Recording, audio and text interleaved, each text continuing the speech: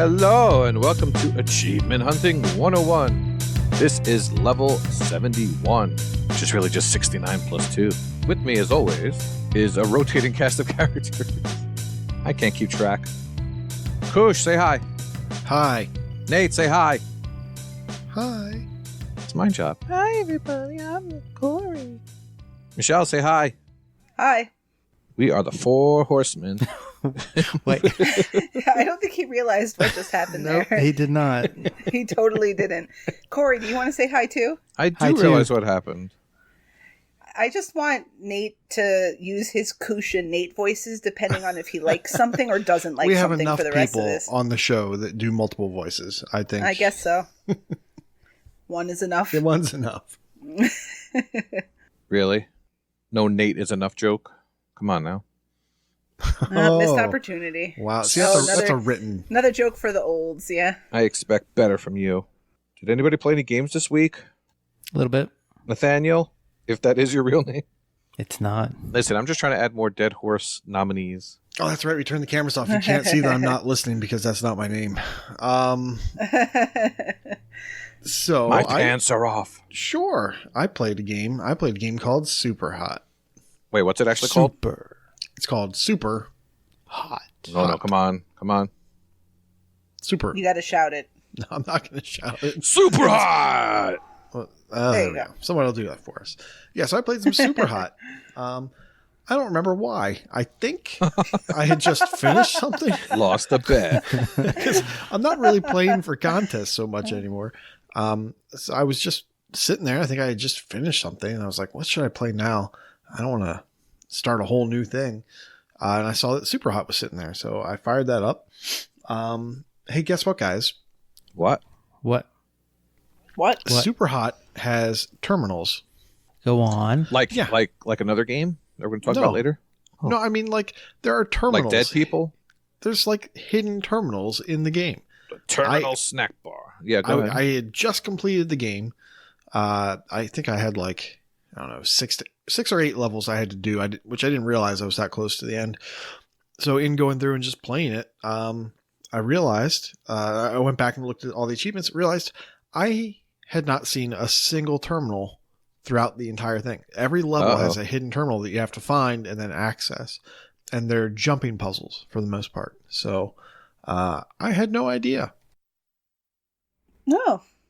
Well then. So it's like a whole new game just opened up to you. Yeah, so a whole new game of watching YouTube game. and then going and doing the thing from YouTube in the actual game. And getting these 27 or so terminals. So I'm about halfway through. I need to sit down, do one more session of it, and then I can get all that done. And then it just comes down to, you know, the skill-based things of watching YouTube and figuring out the best way to play the level. So that's pretty much all I have left in Super.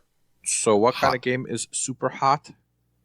Super Hot, if you don't know, is a first-person shooter, and the cool mechanic to Super Hot. First of all, the first rule of Super Hot Club is you don't talk about Super Hot. Oh. Okay.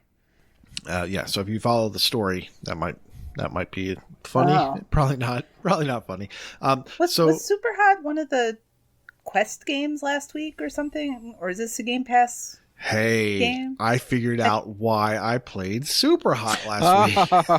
Oh. Seems It's smart. because it's got a very memorable sort of aesthetic style. I've never played it, but I've seen pictures plenty.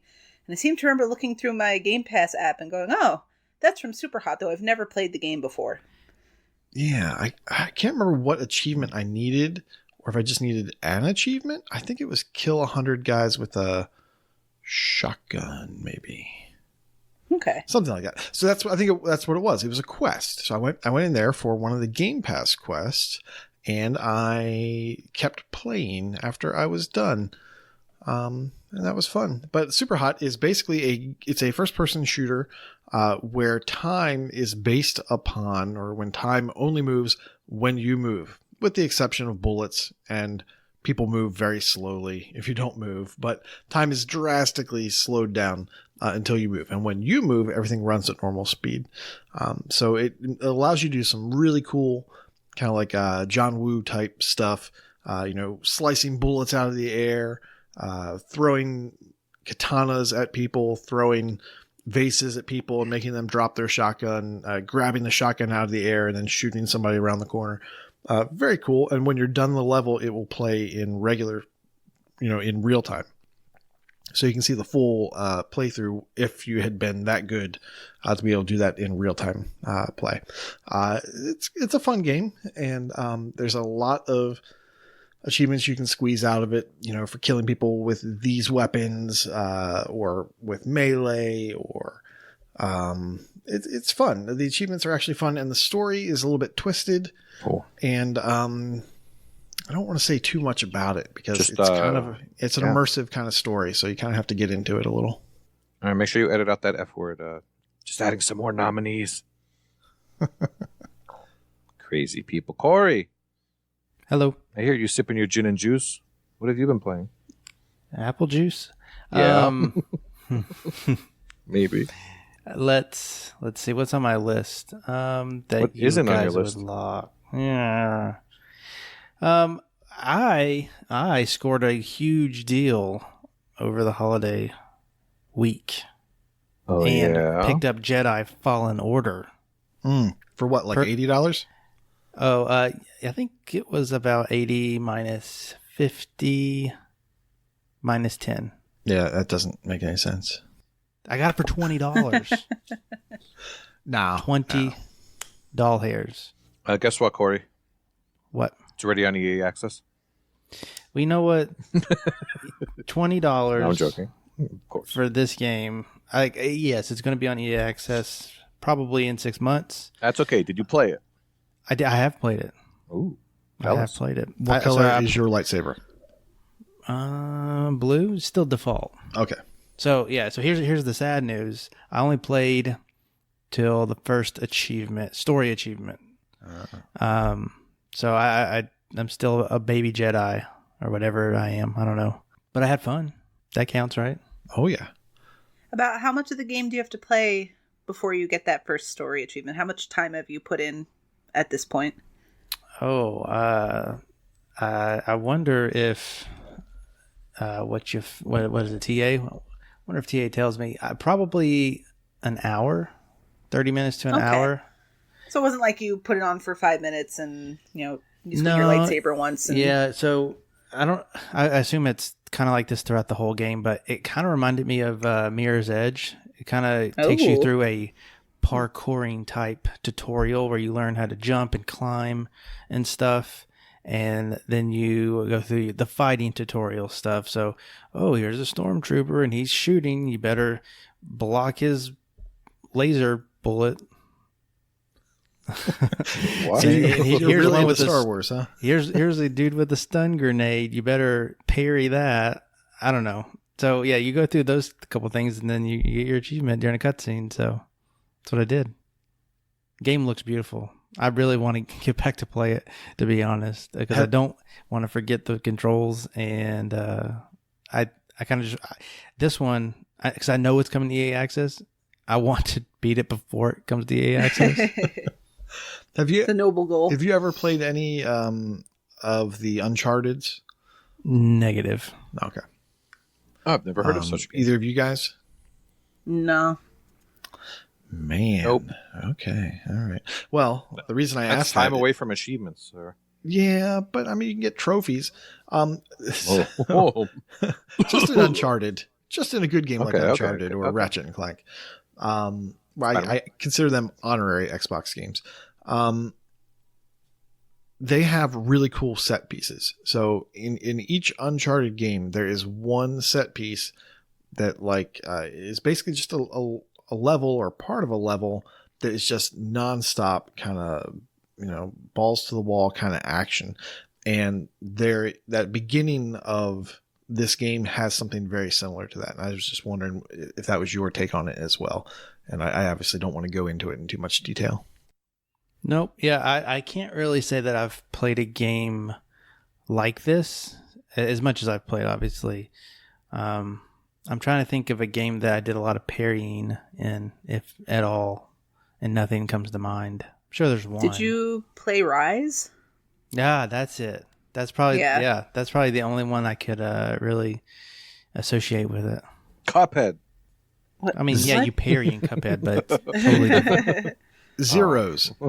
No. Well, I feel like, not that the gameplay is that similar, but something like Rise, Bayonetta sort of has a similar thing too, where you can button mash, but you're not. The fun of the game is really figuring out when to parry, when to strike. Batman does that too, right? Where the beauty of the combat is in knowing what to do and when to do it. But you can, if you want to, just mash X until you finish the battle, and that's it. Is that kind of what you're going for when you're talking about that? Yeah. But in Batman, I'm definitely mashing buttons in Batman. This one, I was pretty much mashing buttons. I was trying to be more strategic about it and learn how to do it correctly. Koosh mentioned it last week about the difficulty levels, and part of that difficulty selection is your time to parry.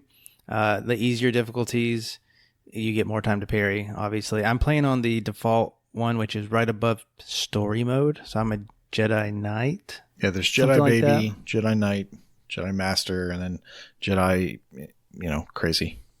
Yeah, which, one could argue that it's backwards, but yeah, that's a thing. But I figured, just as Koosh said, there's no difficulty related achievement, so I'm not gonna worry about it yet until I come across something hard, and if so, no regrets turning down that difficulty meter. But yeah, I played that. What have you played, Elle? I was gonna Michelle Guay, but since you passed the baton to me, I did. I'm gonna ask a question I probably should have opened the show with. How was your guys' Thanksgiving? I mean, you totally spent it listening to the show that was released on Thursday, right? QL. Why don't you try editing? Well, I actually played one of the games I was going to talk about, so I can take that baton right back and start talking about that game. I had a very small Thanksgiving. It was just me and my mom and two of my brothers, and that's it. And there's no better way than to have a drama-free Thanksgiving than to invite almost none of your family. So it was awesome. That said, we did our dinner thing, and that was it. It's pretty short, so everyone bailed pretty early. We didn't even do dinner. We eat our Thanksgiving meal earlier, usually around 1.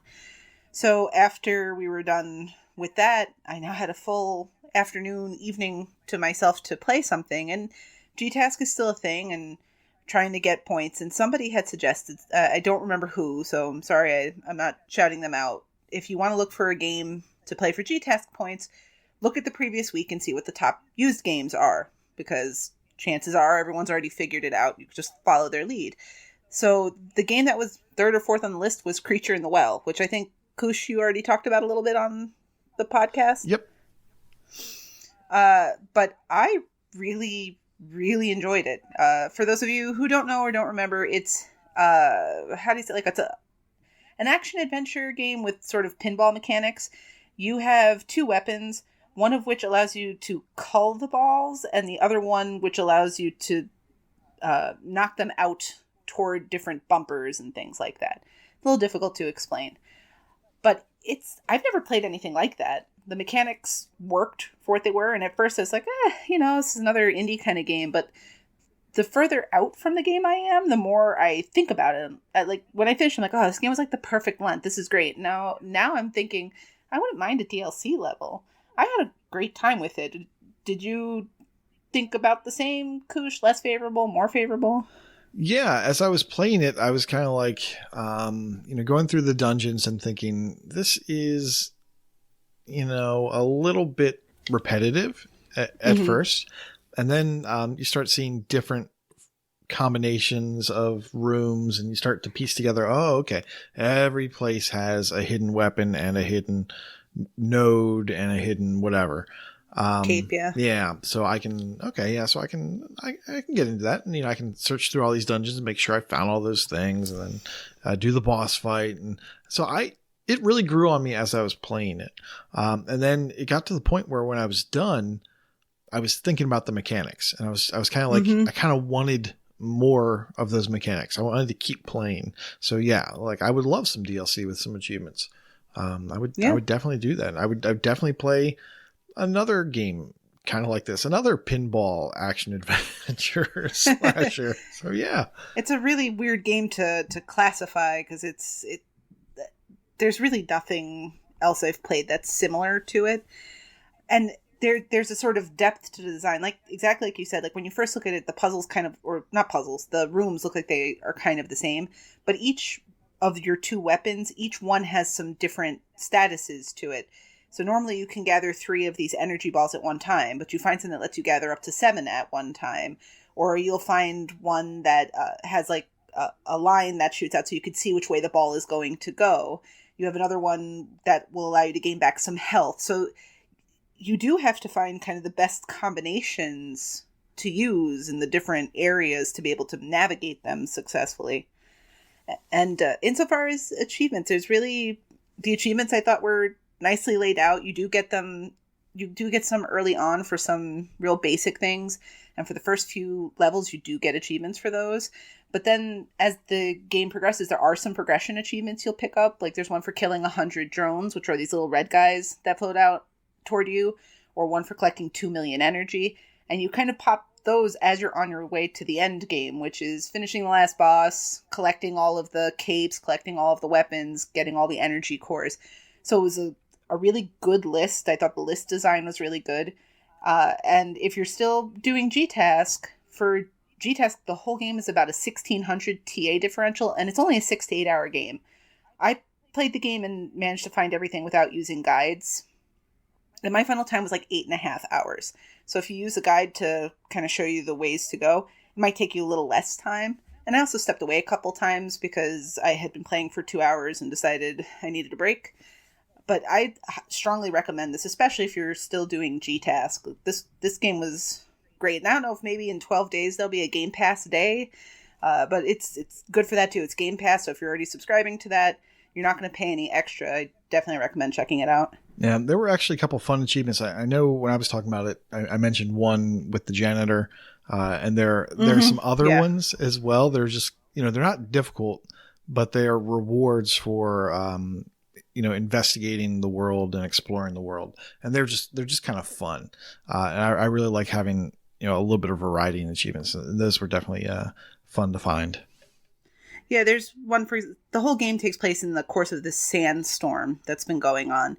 And if you leave the world and try to walk out into the sandstorm, you get popped back into the town and you get an achievement for it. So even doing something like that, which is not what you're supposed to do, the list design is really good. And a lot of games don't have great list designs. And I think that's part of why I kind of miss it upon completion, because it really felt like just the right distribution of achievements for doing different things within the game. I mean, that's basically a go left achievement.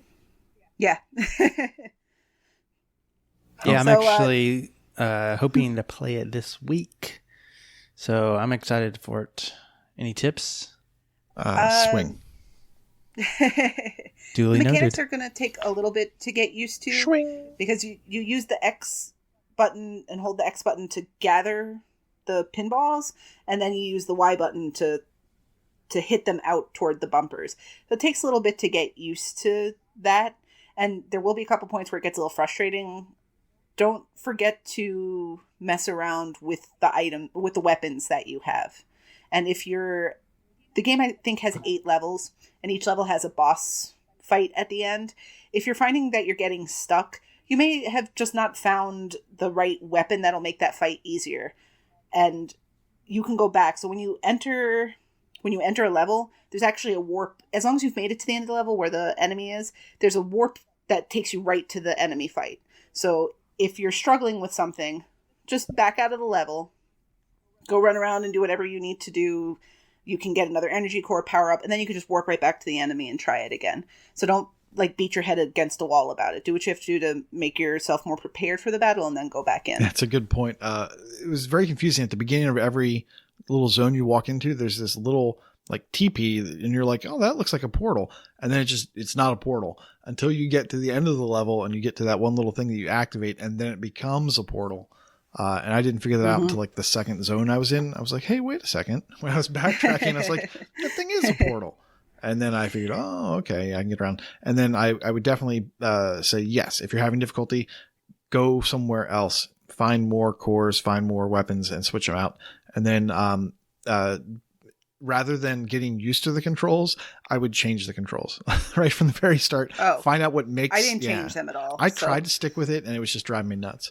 As soon as I kind of remember you mentioning that now. Yeah. So just figure out what works for your hands. If it's the default and you just learn it, that's cool. If not, change things around and change it around early so that you get used to it right away. Another thing to keep in mind as you play the game, there is one achievement for getting all of the data logs in the game. This might be a spoiler if you're trying to find them on your own, but the data logs are all at the end of every level. There are 4 data logs. Like as you get into the last room, it's bottom left corner, bottom right corner, top left corner, top right corner. It's easy to get back into that room because of the warp, but you don't need to. So just make sure you hit all 4 of those before you leave any area so you don't have to come back. Okay. Good to know. I think I will be playing this on my Xbox though, because my Surface, what I started it on, I dived the game.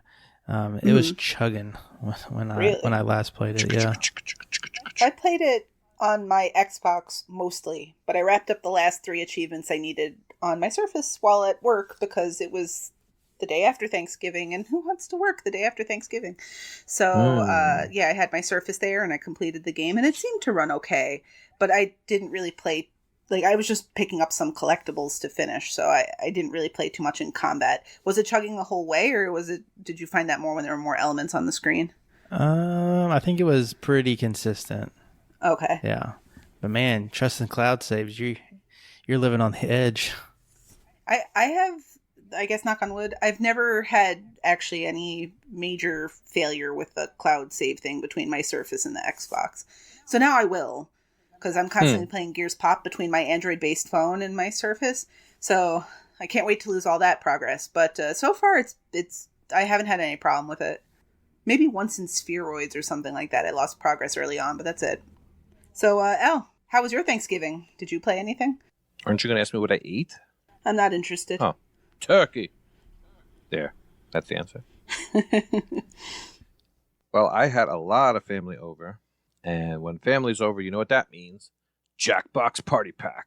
So we played Jackbox Party Pack 3 because Tyler, my son, has been wanting to play TKO, in which it's kind of like Drawful, but you draw T-shirts and you also attach slogans to them, and then people vote on them. And with 8 players, the games take quite a bit of time. But there was one funny moment. I actually didn't play in the first game. Usually let the guests play. And he says, Dad, I got you an achievement. I said, what's it for? He said, it's for voting against your own shirt. So he had no idea that was an achievement, and he got that for me. So those are always fun when that happens. The other game in Jackbox 3 that was played was called Fakin' It. And it's basically, it's an interesting game where you have, I know there's board games like it. It's what's that board game that I always recommend, Michelle? The red and the blue one where you're trying to talk out who. Resistance? Yeah, it's kind of like that. So say you're playing with 8 players. On your screen it'll say like point to the person you think is the strongest, but one person won't get anything on their phone. So they won't know who to point to. So you have to kind of look around to see who's going to be pointing at what and see if who's paying attention. So that person, everyone needs to talk out and say, oh no, that person didn't get it. You got to vote for them. So you kind of have to figure out who the faker is, who the mole is. So that was very interesting. Everyone's talking like, vote for me, or you don't say vote for me. So don't vote, vote for them, and you try to lead people the wrong way if it's you. So that was cool. So the great thing about that game is you could play for fun and get some points too.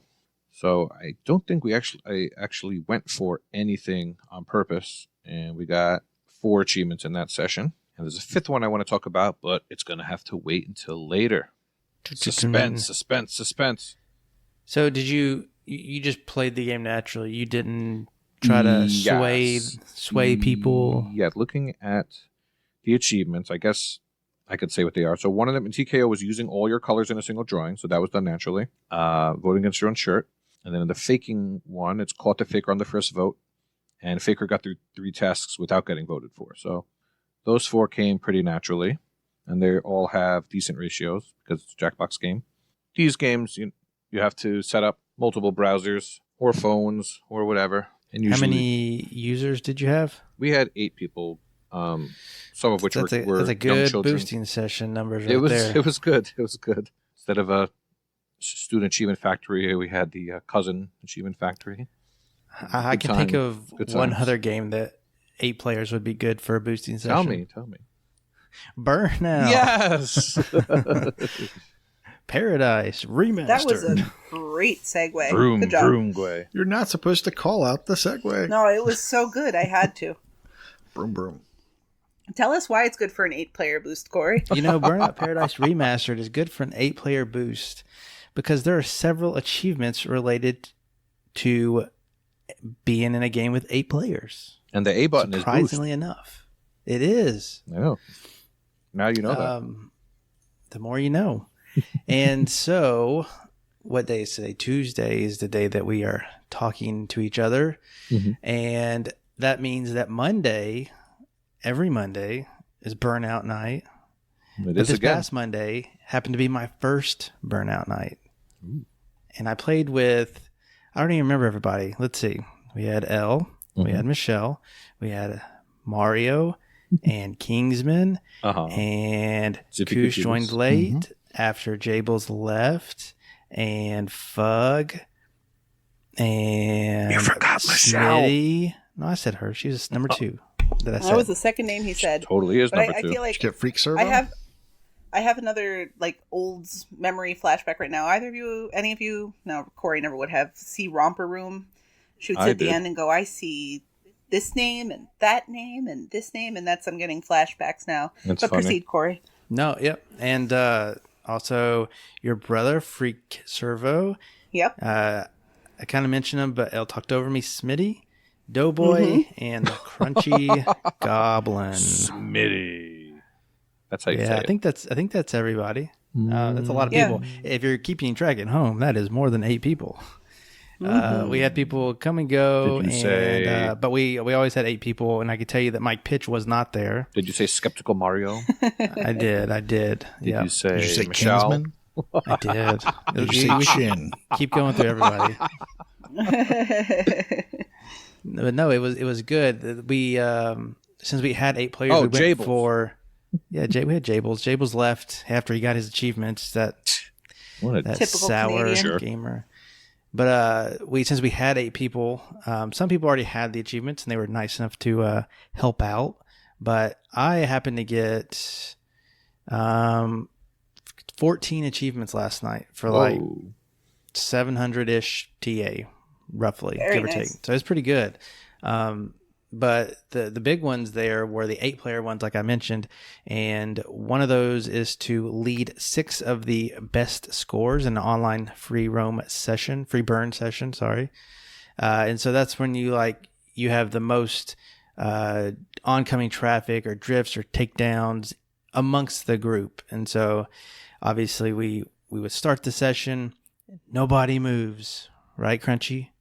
And and so basically one person would just start doing a couple of things and easily get up the leaderboards, and once they get their 6th, the next person moves on, and you could probably get like 3 in, and then we just start the session over and make it easier. But everybody got that was good. And then the other one is to win an 8-player race to get first place, so that was easy to knock out for those who didn't have it. But those 2 alone gave me almost 300 TA, and that's 40 gamer score, so that's some good difference right there. Yeah, the 8-player free burn one is sitting at an almost 7 ratio. Well, the unlock percentage on Xbox for both was less than 0.5%. Now, obviously, that number's going to be a little higher on TA given the community, but there's not a lot of people play with 8 players, and then when you do, a lot of the folks that are still playing randomly in Freeburn Online are very good at the game and have unlocked the later cars. So rigging it with a big group is not the only way, but it is definitely the best way to get this stuff done. Well, I mentioned it when it happened, but there's an achievement for completing one online challenge, and that goes all the way up to 250. So it's obviously that's why we are boosting. We're trying to get to that 250. But there's one for completing one challenge, and then one for completing one race, and those happen to be rare achievements according to Xbox. So that was kind of crazy to see. It's one challenge, people. Yep. But anyways, after we did that little boost thing, we just decided to do these challenges, and you know what? I had a fun time. We did it for like 4 hours. Yeah, I know I've said this multiple times with regard to Burnout, but Burnout is one of those games, Burnout Paradise, is consistently fun online because you're not really boosting it. Everyone has to play. And there's also an understanding that at some point you are going to be the weak link, making everyone wait for you while you try very hard but keep failing at a challenge. So there's just so much fun in that. And if you are in Discord, there were a couple of great GIFs posted today where Elle was the one holding us up. But I honestly, legitimately, every time I see them, Mario has one from when we were boosting the 360 version of Burnout before the servers closed this summer. I still, I laugh out loud at it. Like, I was sitting at the front desk at work and I saw it, and like each time Elle's car just pings off the side of that barn, I have a hard time keeping a straight face. I have to like close it down or walk away from my desk. And now that Corey posted the one of Elle crashing into the donut, which is appropriate on so many levels. But the game always manages to have there's always a story. We definitely had our own Leroy Jenkins moment. You would have had to be there, so I won't bother retelling the whole story and boring you all. But it is a great time, and we're definitely going to be running more of these. We do still have to do challenges, as Corey alluded to.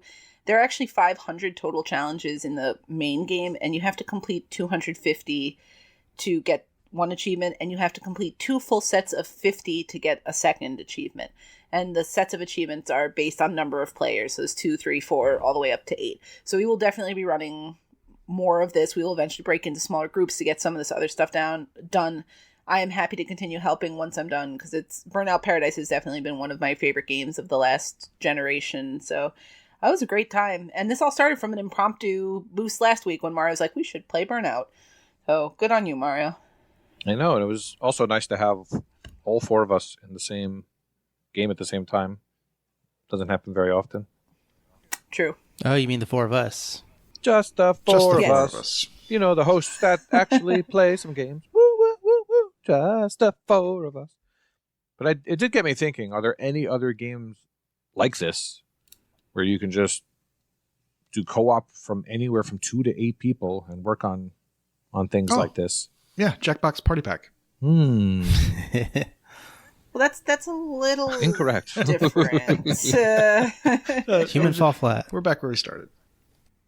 Well, Human Fall Flats would be a good That's a good example, but answer. we have such a skilled Sherpa in the group that none of us feel like we have to do any work anymore. Well, if anyone thinks of anything, let me know, because I think there's nothing like it, which is surprising. It's Titanfall. Right, I feel like there are other games that 8 people could play together and enjoy, but the difference with something like Titanfall is that it's got dead servers now, so we can easily lock down a server and it's us, and then it's effectively boosting. We're not really playing the game anymore. You have to actually play Burnout in order to accomplish what you have to accomplish. So it is different in that way. It's cooperative play as opposed to boosting, although we did boost the race win. I guess we and the 6 events. Well, actually, so you made sure that everyone who didn't have it played legit for it. I asked if they wanted to. I think they and did. They said they did. Yeah. I mean, Yeah, it's, Koosh did a legit racer 4. it's basically just holding down right trigger and being like, oh, the starter car's not so great.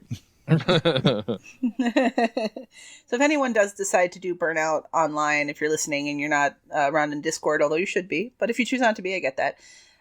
When you go online to play Burnout, you can custom make races, and the best custom race to do is one that runs down the east side of the map, and it's just a straight shot for just over a mile.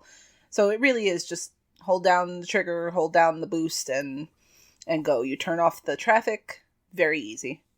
Although some people will still manage to crash. I'm not going to say who. Again. I definitely think that we did pretty well yesterday, all things considered. Wasn't too much waiting around for people. We got the surf island. What's it called? Surf Big Island Surf. challenges done. So Big Surf Island. Mm-hmm.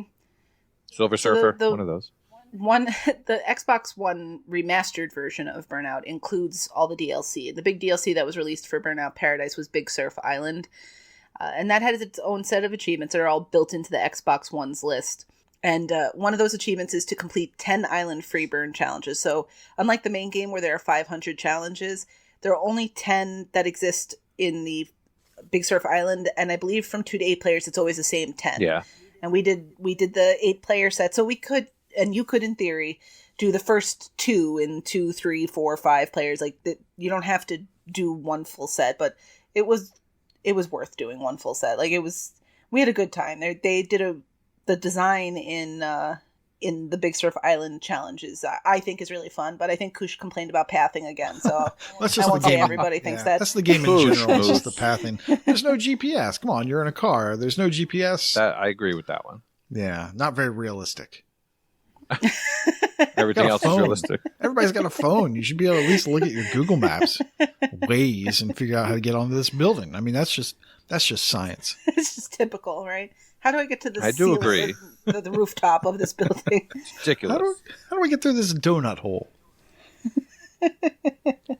So it looks like almost 1,000 people have those island free burn challenges done now out of the 31,000 who have played the game.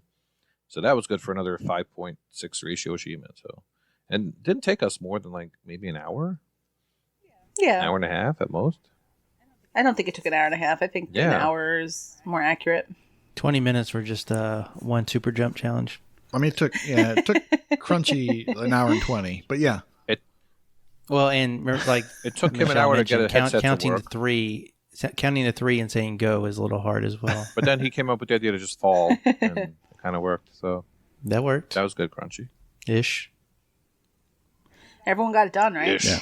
And if you're having trouble, remember to use the dune buggy. That's all I have to say. On Big Surf Island, the Yes. dune buggy kind of is the car. So Doom bucket. Frozen 2. Still haven't seen it. Do we have more Gonna have to games get to there. talk about? That was my list already. I'm tapped out. Tap to Oot. You have another one to Nate talk has about. a whole slew of games. I have a over whole there. slew of games, but I like to have options. I could. Yeah, I was confused looking at our rundown document. So pulling back the curtain, right? It says no more than 2 games, and Nate's got like 17 listed for some reason. There's 2 key words there. Oh, okay. Try to Oh, limit yourself. Right. Right. That's okay. Fair. Koosh, pick a game. You know, Don't pick a game. Okay, go ahead. Okay, I'll be real fast. HELMUT, the Badass from Hell. Ooh, HELMUT. Yeah. I mean, this is classic literature right here. This game is basically like a what are those games? I'm completely blanking on the other. Binding of Isaac and Roguelite? well, yeah, they're roguelites. They're definitely roguelites, but they're like roguelite shooters. So HELMUT, you go in and you are just banging your head against the wall trying to get through these levels. You'll eventually get a tome that drops, and then the tome will unlock a new character, and you have to get through all these characters. The reason I was playing this game is because I needed a single point. I needed 1 gamer score to even out to a 5. So I was looking for games that had 1 gamer score. HELMUT has a lot of them. So if you are looking to balance by just 1 or 3 or whatever, it has a lot of easy 1-point achievements, and it's not a bad game for a roguelite shooter. It's pretty. It looks good. It plays well. I didn't run into any issues in terms of like the development team was shorted or something. It cut some corners, or they just didn't do a good job. It's a well done game, and it's fun. So if you like running around shooting and getting weird gamer score values, why not check out HELMUT?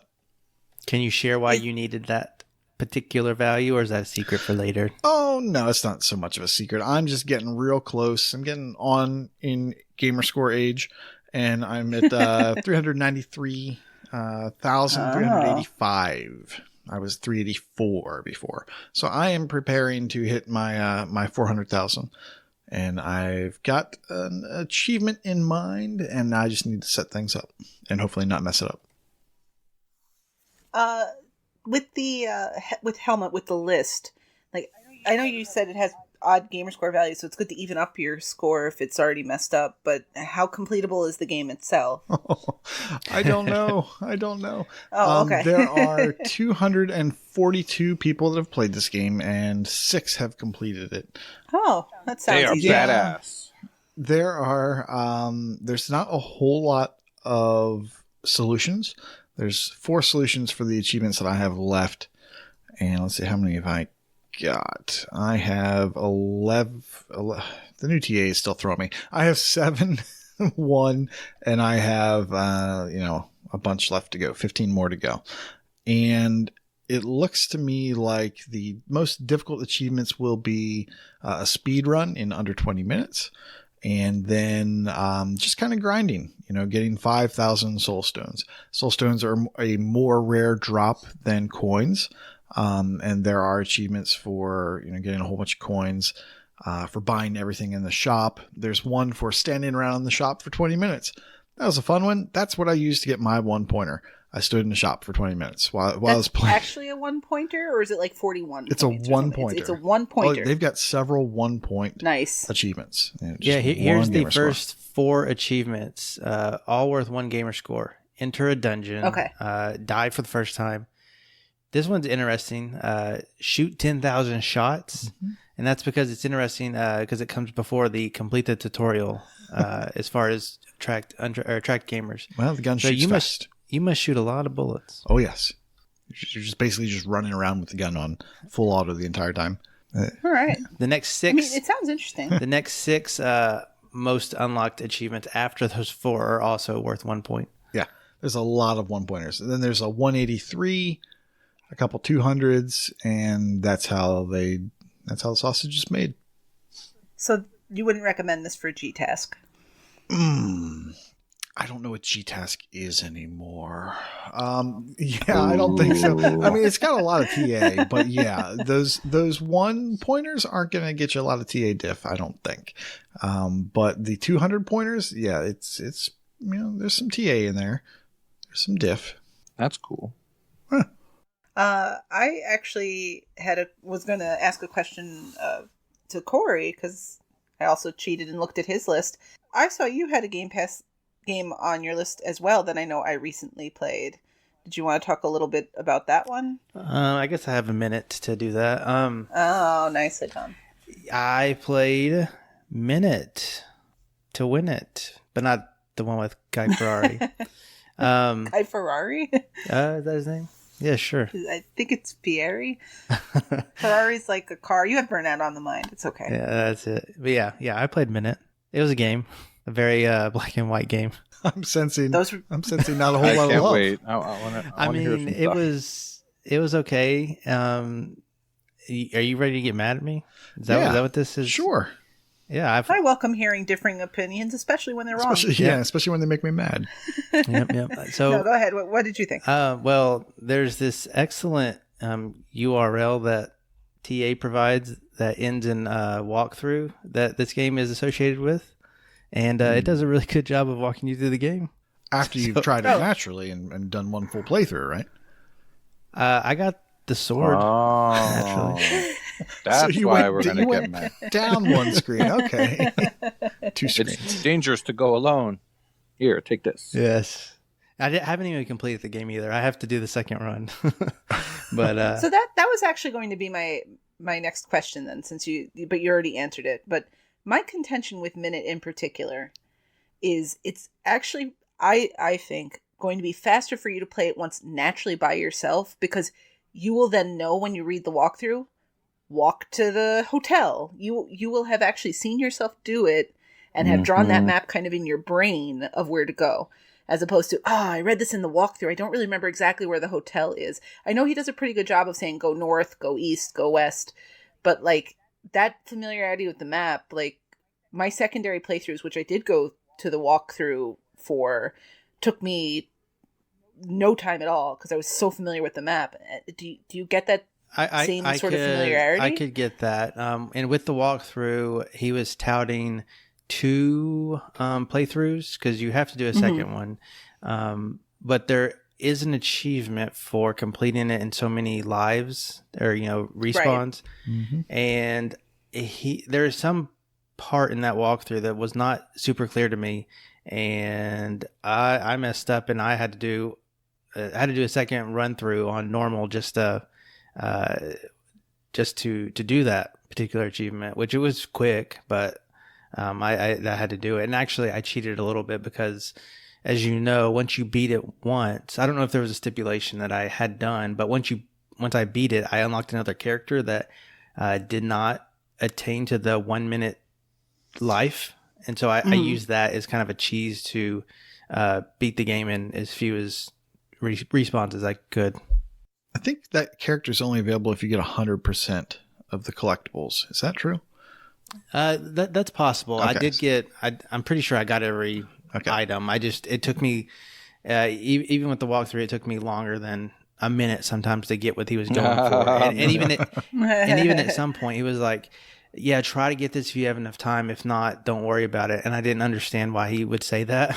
So I spent like an extra 3 lives trying to do that piece. I don't know. Yeah, I want to say I wound up doing like 3.5 playthroughs of the game because I did the first natural playthrough and then I did a second playthrough using the guide to do all the collectibles, and then I did the second run playthrough. But those second two playthroughs took like no time at all because, once again, after I was done picking up all the other stuff from doing my original run through, I knew the map so well that I could just read 2 sentences of what he said when he would say, well, just run to this part. It might, you might die in between. Okay, I know what he means. I didn't need to like overthink it and keep going back and referencing a guide or a video or whatever else. Yeah, I mean, I could see where you would like the game and get your satisfaction out of it, but I think it would have took me way too long to figure it out, I think. I think you've begun to distrust your ability to play games because of your reliance on guides. Maybe. What I did play a game without a guide though. What? Jackbox Party Pack. Don't get so excited. It's not that impressive. Winter's Daydream. Hey, you don't know. Jack. Oh, I think That's true. I don't know. I think I know. I feel like I haven't played a Ratalaika game in months at this point. I mean, so hey, I did it. It took all of 20 minutes, but I did it. Where's my badge, my trophy? Oh. That actually reminds me. Talking about that. It reminds me, going back to Minute really quickly, that 100% isn't actually 100%. You can get less than 100% and it still counts it as 100%. So that math doesn't add up. I know, but it's not required. How do you mean? So if you check the solution, he actually mentions like you don't have to get all the hearts and all the I forget what the upgrades are. It's been a couple weeks. Coins. Yeah, coins. You just have to get like, I don't know, 90% of them. But because of the way the math is done, they've kind of messed up the 100%, the true 100%. So that's weird because you had to get all the coins to get one of the items. Well, you might not have to get all the hearts. Yeah, you might not have to get all the lives. Yeah, life, extra life. So. But I liked Minute. I think especially for a game that I think on TA it's a 1 to 2 hour completion estimate. Mm-hmm. I want to say it took me closer to 3 because I talked myself into an extra playthrough and I wound up leaving it idle or something like that for a little bit between playthroughs. But either way, for a 2 or 3 hour game, there's like a 700 TA difference. So oh yeah, that's why I played it. Yeah, it's good for if you're still doing that contest that Koosh has disavowed. It's pretty good still for that, and you can certainly do a lot worse than that for 2 or 3 hours of play. Absolutely. I thought of one more game I wanted to talk about. What is it, What game Mystery is that? Man? And Michelle can help too. Haimrik. Oh, yes, Haimrik. Yes, this was actually on my RTGL for November and hadn't started it yet. And basically, it's a puzzle-y game where you walk across words and you use the words you walk on to solve the puzzles and defeat enemies. It's very, very unique and interesting. And the art style is very, I'm going to say weird. It's very bloody and very violent. Because this would be a good game to play with kids around, except for this. So, for example, you walk on the word sword, and then you hold the button down, and it picks up a sword out of the word, and then you can use it either on the enemy, or usually it's a little more creative than that. You put items together, and you go around trying to solve puzzles that way. I wound up going through without a guide. The achievement I needed for RTGL I knew was a non-missable progression achievement for defeating a boss, so I didn't bother looking at a guide. So in one way that was cool, but in the other way I missed a lot. Because basically you have to go through and beat certain levels in certain ways, in other creative ways. And what I don't know yet is after I beat it, if there's a chapter select or not. I don't know that. I'm going to assume not. The completion estimate on TA is 3 to 4 hours. So I don't know. Maybe I'll start over with my Michelle guide. But no, actually TA doesn't have a walkthrough. But I did find a, roadmap on X360 achievements. It's funny because this is to what Nate was talking about last week when playing Star Wars, how there are guides everywhere. Oh, yeah. And when I'm playing Haimrik, it's like you have to search the internet and frequently you have to find Steam guides for things. And then you're like piecing together one solution from here and overlaying it with another solution from there. So the roadmap was perfect because it just tells you the order in which to attack the achievement. Okay. So then you could just kind of see what they're for, and you don't even have to look at the solution, or you could try to figure it out for yourself first. Because it'll say defeat the boss without using a torch. And then you're like, oh, damn, I used the torch to defeat this boss. Now I'm going to try to figure out a way not to. So you don't necessarily have to look up how. But you can see that it exists. Overall, I would recommend this game. Now, have Corey and Nate, have either of you played this at all? Or are you familiar with it at all? You have any idea about it? I looked at it in the store when it first came out, but I did not purchase it, which is a shocker. Yeah, it's an ID at Xbox game. Yeah. Yeah, my you, Corey? my knowledge goes as far as it being less than a couple hours. Elroy has the completion. Exactly. That's how I know it. Yeah, when El brought up playing this game, his initial thing to me was like, oh, it's a word game, like Hero Quest or not Hero Quest, pardon me, Typo Man. I don't know. I picked the wrong game entirely, but like Typo Man. And I was like, okay, I like word games. But it is and it isn't. It's not like a spelling game. Like last week, Nate, when you were mentioning how your wife likes like spelling games, I'm like, why isn't she playing Letter Quest? Or Spell Spire. Those are those kinds of games. This is not that kind of game. It does use words, but like Elle said, it's more that you have to read the text and figure out what the key elements are and then combine them or utilize them based on the situation presented. There were a couple things that were sometimes frustrating because we'd have the right idea, but order would matter. So you'd have to make sure to pick up the bottle before going to the oil, or you'd have to combine the 3 ingredients that go in the cauldron before you picked up the cauldron. There were some things like that. And occasionally, as you are trying to figure out these puzzles, you'll have enemies attacking you. And the movement in the game is pretty sluggish. And I know that's by design, but it is, so avoiding these enemies can be difficult. So you're trying to read the text, figure out what you can actually handle while avoiding enemies. So at times it can get a little hectic, and I don't know that the game handles that super greatly, but I've definitely never played anything like it before. So in terms of that, I like what they're presenting there, but I can see where the game might get frustrating if you're not using a guide to just give you the answers and you're just trying to figure out what word will actually give you an item you can use. One example of this was in one place. There was like ink bottles, and I kept trying to pick up these ink bottles. I didn't realize ink was one word you could pick up and bottles was a different word you could pick up, because you need to pick up the empty bottle to mix it with something else. So there are little things like that to just kind of keep in mind as you're playing. There is some trial and error involved. But it, again, totally unique. Like, I definitely can't think of a corollary to this game. Did you ever play Scribblenauts? I know I mentioned it like a few weeks ago. Very, very, very briefly on the DS many, many moons ago. Okay. Elle, you? And Not me, no. Okay. so with Scribblenauts, you provide the words. Yeah. So And one thing that I always found fascinating about Scribblenauts was how many words you could use for the item that you needed. There was an early puzzle where you had to use some kind of heavy machinery type thing to move dirt. And I was like, I'm going to put in excavator, and it knew what I wanted. So Scribblenauts has an awesome dictionary. Haimrik has no dictionary. It's just the words that are provided to you. Mm-hmm. So you're not trying to solve the puzzle from what you're providing. You're trying to solve the puzzle from the sentences provided to you. Gotcha. But yeah, I guess that there is some similarity there. It's just the approach to it is opposite. All right, is there anything else anyone wants to talk about? Ooh. I think I hear Corey. Go. Real quick, just a quick shout out to my new gaming session Sunday night boost crew of Prue, Kronos, and J Black, also known as the team that you can't pronounce their names in G-Task. We have started Borderlands 3. Oh, nice. Wow. And I'm stoked. Oh.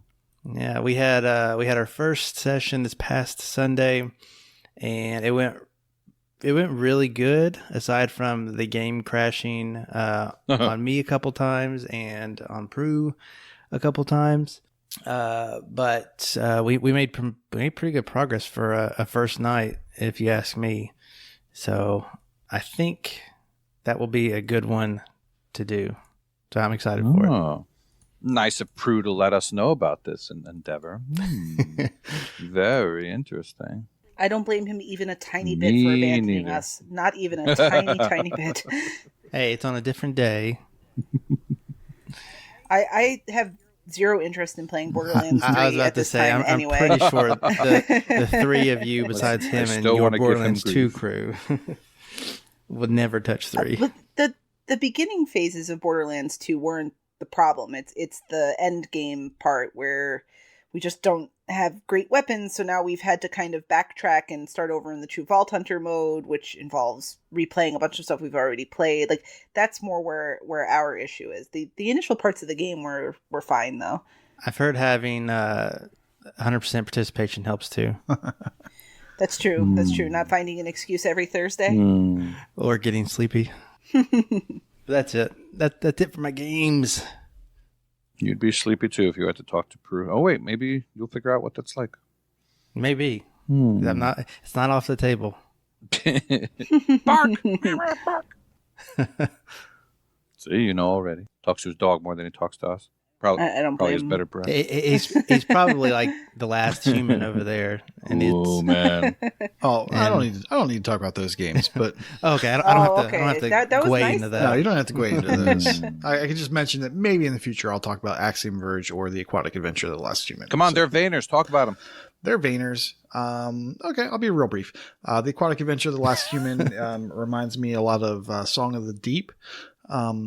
But not good, or I'm sorry, not as good. I don't like to speak ill of the games I play. It's not bad. It is just not as polished as Song of the Deep, and it's okay so far. It looks like it is very linear. There's not as much kind of freedom to go wherever you want. There's a path you absolutely have to take. Now you can kind of go from room to room figuring out that path. But it's very strict in terms of, go get this, go there, then go here. So if someone were to write a guide, it would be very helpful.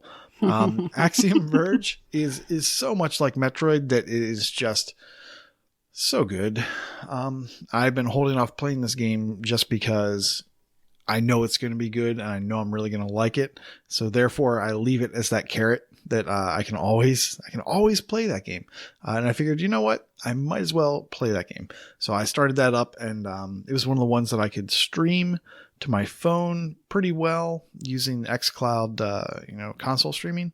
And it was working really well. And then it stopped working so well in my house. So I switched to playing it on my main console, and it's so much better there. There's like no input lag at all.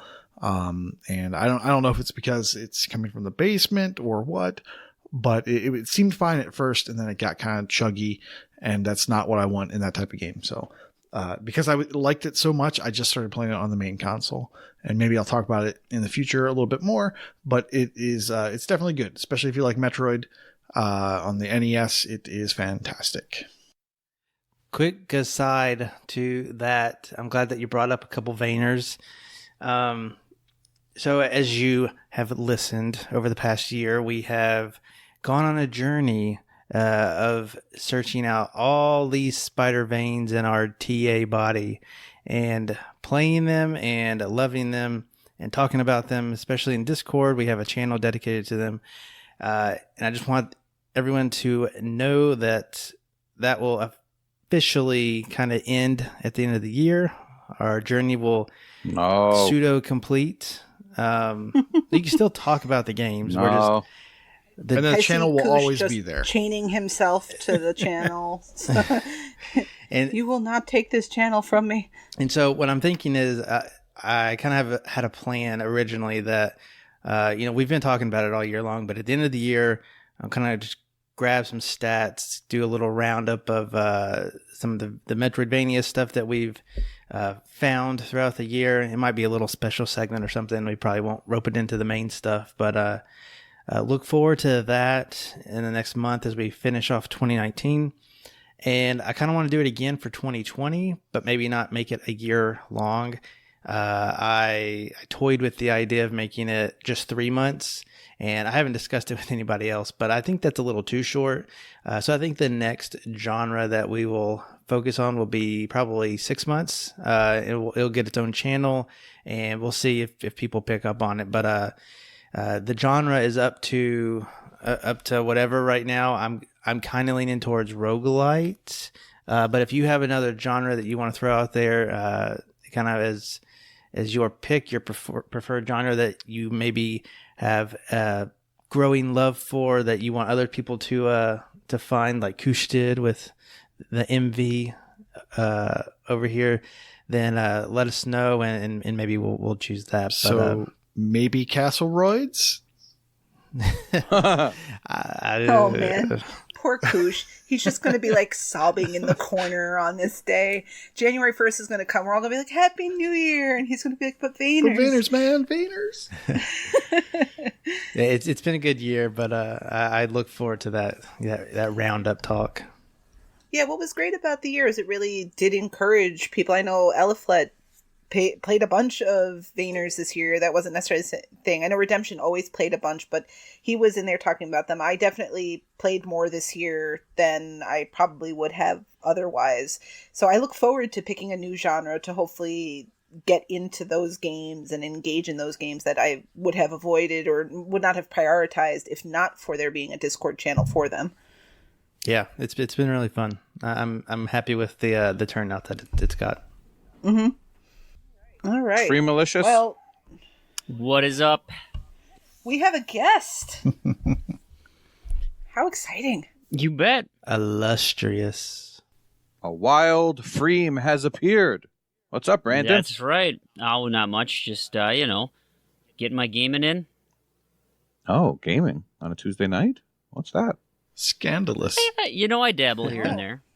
Actually, I've laid out a really substantial plan for the rest of this month because I happen to know what all the events are going to be, and so I'm trying to cross-link those with my random to-do list, with my Can you go into your completions. plan You in said Going too detail? fast. events. Wait. What event might Well, you be talking The about 12 in particular, Days of Frame? Christmas, of course. Oh. No way. Yes. We happen to be playing in that too. Why don't you tell us a little bit about You're it? Jewish, Michelle. You can't participate in this. I absolutely Oh, can. So there. My dad was raised Catholic, so I have an out. And really, it's more of just like the zeitgeist right now that, it's just a commercial thing. It really, the religious part has long gone. But 12 days with the TA, this is the third time we've run yeah. this. Mhm. 12 days, number 3. So I pitched this back a couple years ago, and we've just done, like the song goes, where you have 12 different events, one each day, opens up kind of like an advent calendar. We are going in reverse order from how the song goes. So day 1, which is typically the first Monday of the month, you need to get one of something.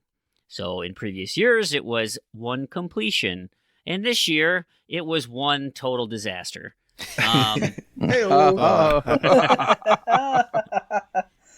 Today was a good day to munch popcorn. Let's get into it. It was wild. So really, like, Planting and I, really drive the whole community events team, and we put this list together back in April, knowing that this is going to be kind of a thing every year, and so we're trying to vary it up as best we can because there's things that we've already coded for, things that are easy to do, and then we want to put a little spin on it and make some unique changes, pick something that people haven't done in a while, etc. And so we set this thing up thinking, okay, one of the biggest feedback pieces we get is it is not hard enough. You've got people like Chin Doctor who are going ahead and doing the much like the song and repeating each piece over and over. So you would do one, and then on day 2, you do day 2 and day 1 again as you would do the song and counting down. So that's, maybe a little too much for us, but ultimately we're trying to find ways to up the difficulty, or if not the difficulty, increase the creativity in ways which you need to solve something. And so we felt pretty good about our list. And so, threw it out into the wild. And of course, TA is a UK-based site, so they go up nice and early in the morning. And Planting and I woke up to a huge dumpster fire. No idea what was going on, and the forums were ablaze with vitriol and all sorts of. It's very much the Christmas spirit. Total chaos. It reminds me of when you throw open the doors at Walmart and the trampling occurs. That's what happened. Yep. We really brought it home. It was just wonderful. Thankfully it sounds like we've kind of put that behind us. Were any of you guys affected by the issues? I don't know how much you've talked about this prior in the setup, because you guys have already had your conversations about what you've been playing. So likely that involved some time-consuming achievements. We actually made sorry to step on you there, El. Well, we actually made a decision to not talk about the games we were doing for 12 days because we knew you'd be joining us. Perfect. So we really didn't chat about it at all. So you can feel free to sum up what happened this morning. Awesome. Yesterday morning. So it starts with the day number 1, and if I'm going to sing the song and do it justice, it is going to be "And 1 TA cup of coffee." Nice. Oh, I get it. Nicely done. Yeah. Nicely done. So it is one achievement that is labeled time consuming. And of course, if you're not familiar with the TA badge system, time consuming means it will require at least 20 hours above and beyond the next stepping stone achievement. And so I think, who was it? Was it Shadow Kizarugi? Bless you. Explained it very nicely that if you have an achievement that you earn at 15 hours, and then the next one is earn 25 hours, that won't count. Even though the individual achievement is 25 hours, you have a stepping stone at 15, so it's not a 20-hour gap between the two. Now, this does not include in-app purchases. So if there are ways to bypass this by, say, purchasing something, that can get around the system in terms of paying for a time-saving device, which I think most of us did if we hadn't had something in the kitty lined up for, closing out the year. Much like myself, I opted to get the Plants vs. Zombies 2 Garden Warfare, or Garden Warfare 2 DLC for Torchwood and the Goat Man. And that is a very simple, we just play 2 multiplayer games after spending $9.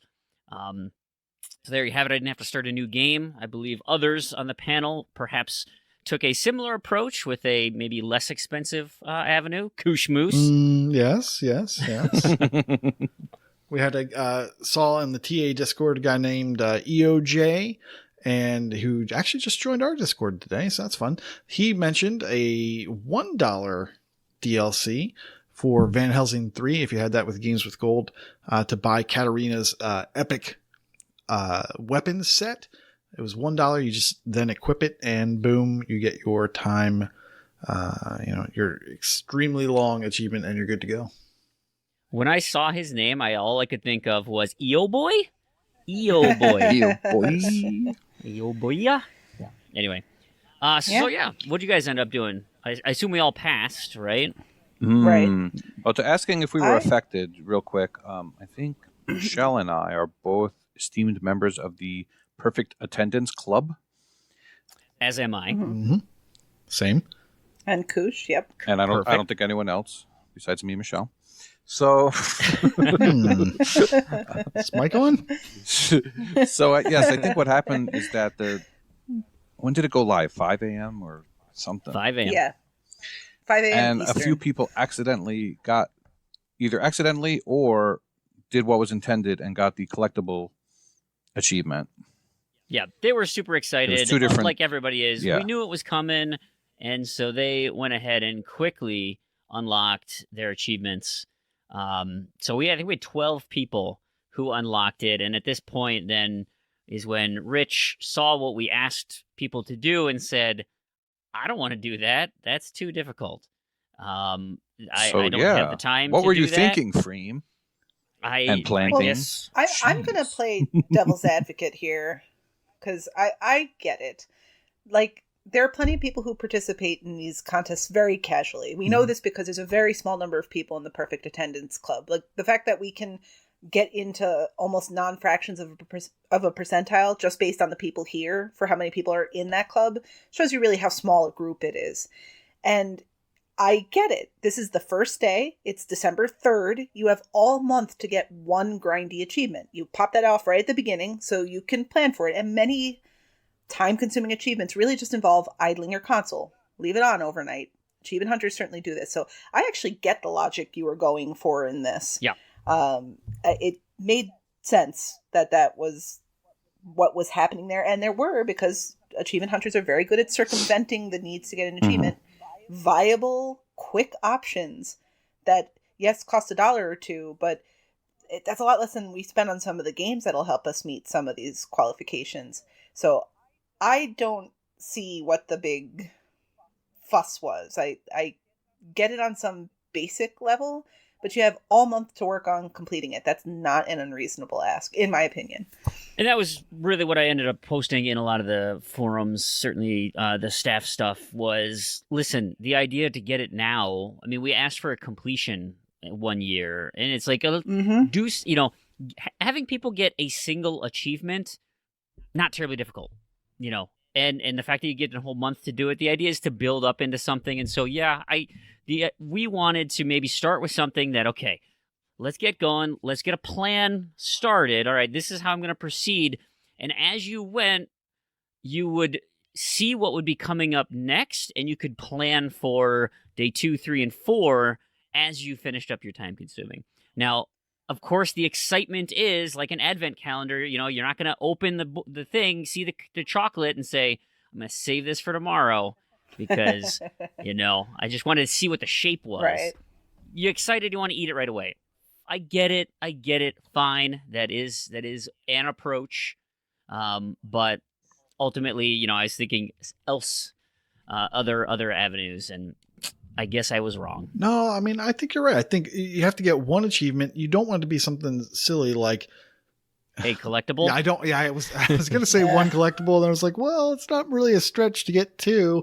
But had you stuck with the original, or had they stuck with the original plan, the first one would have been some work. It doesn't feel like, okay, I'm getting to go, and now I have to wait till day 2. Day 1 actually takes you some time, and then day 2. Oh, you can kind of slow down and get ready for day 3 because it's only 2 collectibles. You can do that really easily. So I get what you were going for, and I think it would have been fine. I really wish they had not changed it. And I really wish that they had not done what they did when they changed it, which was add that extra metal, And I don't even know where that came from, to be honest. That sounded crazy to me. Even when I read it, I was like, oh, okay, look, I'm, sure, I get it. You change it, make it easy. You want people in the door. You don't want people to look at it because, every year people do. They're like, oh, a completion? Well, I'm out. Forget that. You want me to do what? I'm out. Even today, and we'll get to it, tons of people saying, well, God, I'm not playing that garbage. We get that all the time. I get that. That's fine. But, you certainly don't want to discourage someone right at the front end. So, sure. give them something easy to get their feet in the door, so they register, they unlock one day, maybe that spurns them to spend some more time on the site, whatever. But then they went ahead and he's like, oh, as a make good for the people who already put in the time, of which it was, 2 hours? To get this one achievement. He's like, anyone who has gotten the time-consuming achievement will earn a double community badge. Okay. No idea where this came from, but the concept was then that you would get extra credit for it, and okay, fine. So now the people in the Perfect Attendance Club, knowing that they're going to adhere to the initial plan, going for that time-consuming achievement. The problem is the way it was coded is that immediately when you satisfy the criteria of the day, you get credit and move on. Meaning that now that you have a dual unlock scenario, a collectible achievement or a time-consuming achievement, whichever one you unlock first, you will get credit for. So now you've added the extra challenge of making sure you got that time-consuming before you got a collectible achievement to lock you out of it. And unfortunately, there has been at least 3 casualties from the Perfect Attendance Club who were affected by that. That they, booted up their game. I think they were trying to do Minecraft. They're going to try to idle Minecraft. And it just so happened that the biome he was in was his 17th. Oh, no. And popped that achievement. And so it's like, man, you got to be kidding me. And there was another one. I can't remember the specific achievement it was, but it's something that was certainly not the intention of that person. And most people going for these time-consuming achievements have a plan, know what they're going to do. Again, like you said, tons of idling to get the clock moving. But now you force people to actively not play because there are so many collectible achievements out there. Right. That was exactly why I wound up going. I did the pay $1 for Katarina's gear in Van Helsing 3. And the reason was I knew we were playing Burnout later that night, and I don't have that many more billboards to collect. So I didn't want to go collect the billboard, get that collectible achievement, because I have some other stuff I can idle. I was going to idle Minecraft, but I didn't want to risk getting something else on the way and messing up the achievement. So I paid the $1 just to get that done so it was out of the way. Mm-hmm. But I would have had no problem idling it if they had just left that as the unlock condition for day one. My story is very funny because I went in and I did the research. I said, okay, time consuming, no problem. Microsoft, all this Microsoft silver, bronze, gold. I could have sworn that Microsoft Sudoku's bronze achievement was time consuming. So I spent like half an hour or whatever changing my clock, doing Sudoku puzzles, and then come to find out, no, not time consuming. It is I think it's mislabeled, but whatever. So I got that and I was like, well, dang it. And then it was all the kerfuffle about the things, the requirements shifting. And I was just like, I'm going to play Burnout tonight. I haven't fired it up. I'm going to hit a billboard. That's a collectible achievement right there. And I'm going to be out of a badge. So yeah. So once I saw the EOJ post that, I was like, yeah, $1 that fits. So has to be done. Well, I wonder now what the line would have been. Like $1 I had no problem doing, but what if it was $5? I did not. I certainly wasn't going to do DC. Well, you've done other stuff in Plants vs. Zombies already, right? That is very true. You're making progress in that. I hadn't booted up Van Helsing. And it worked out nicely because Skeptical Mario only needed one more achievement for completion. So I was able to boot up the game and help him get the completion in Van Helsing 3. So that was nice. But it's on my tag and I'm realistically probably never going to play it. So like what would the money line have been where it would have been like, no, that's too much. I'm just going to take my risk here. Right. Well, there's a money line and then there's your tag, your tag's integrity line. Like, do you want to add a game that's going to take you hundreds of hours to complete, or, just kind of leave it there open? Because there's certainly time consuming achievements that aren't time consuming. Right. That you could pick. Right. I think hundreds of hours to complete a game that you might be adding to your tag is more relevant to today's challenge, possibly. Yeah. Oh, yeah, Yeah. definitely. So wait. the make good Okay, go ahead. was ultimately and thankfully, I mean, listen, the community was very vocal. They had lots of contributions, things to say. I'm going to say that historically, this group of people perhaps have challenges dealing with other individuals, especially with the anonymity of the internet. So maybe there was some harsh words said, maybe some things that people want to take back, or they don't care and they're sociopaths. But suffice it to say, we got a lot of colorful language. Some people were very constructive, which I really liked reading. It was funny. A lot of discourse in, I think there was like 5 different locations where conversations were happening, 3 Discords, 2 forums. I mean, it was out of control. And Rich finally got fed up with people adding him in Discord, and he came back to the community channel and said, all right, we need to fix this. Ultimately, what we ended up with, my whole thing with the whole time was like, get rid of the second badge thing. Like, that's just dumb. It's the I don't know easiest where way. that came from. That's, as myself, as a community member, I would have been like, listen, we made a mistake. We thought the extra badge would be something, didn't realize it wasn't the number of badges, it was the percentage of that number is what's most important. Our bad. We're just going to pull that thing back. You can do either one. It's not going to matter. Sorry. I think that would have been just fine. Rich seemed very adamant about using the double badge, and so I don't remember, I think it was Jack or somebody posed the idea, of which we went with, is if you unlock a time-consuming achievement throughout the month, at any point in the month of December, you will award yourself a bonus badge. So there are 2 community challenges now set up. One is to complete the 12 Days of Christmas, and for a bonus, you need to unlock an achievement that is labeled time-consuming. So if you've already got it for day 1, you got the time-consuming out of the way, or you're working on it and planning on doing it anyway, great, you're set. You just need to complete the 12. Now, Freem, right? You have to do the 12 before for the bonus to count. Does this open the door for future years to have a hard mode for a second badge? There has been conversations about hard mode multiple times. I don't know if that's going to be the case. Yeah, I doubt it will be, but I just, if there's a chance.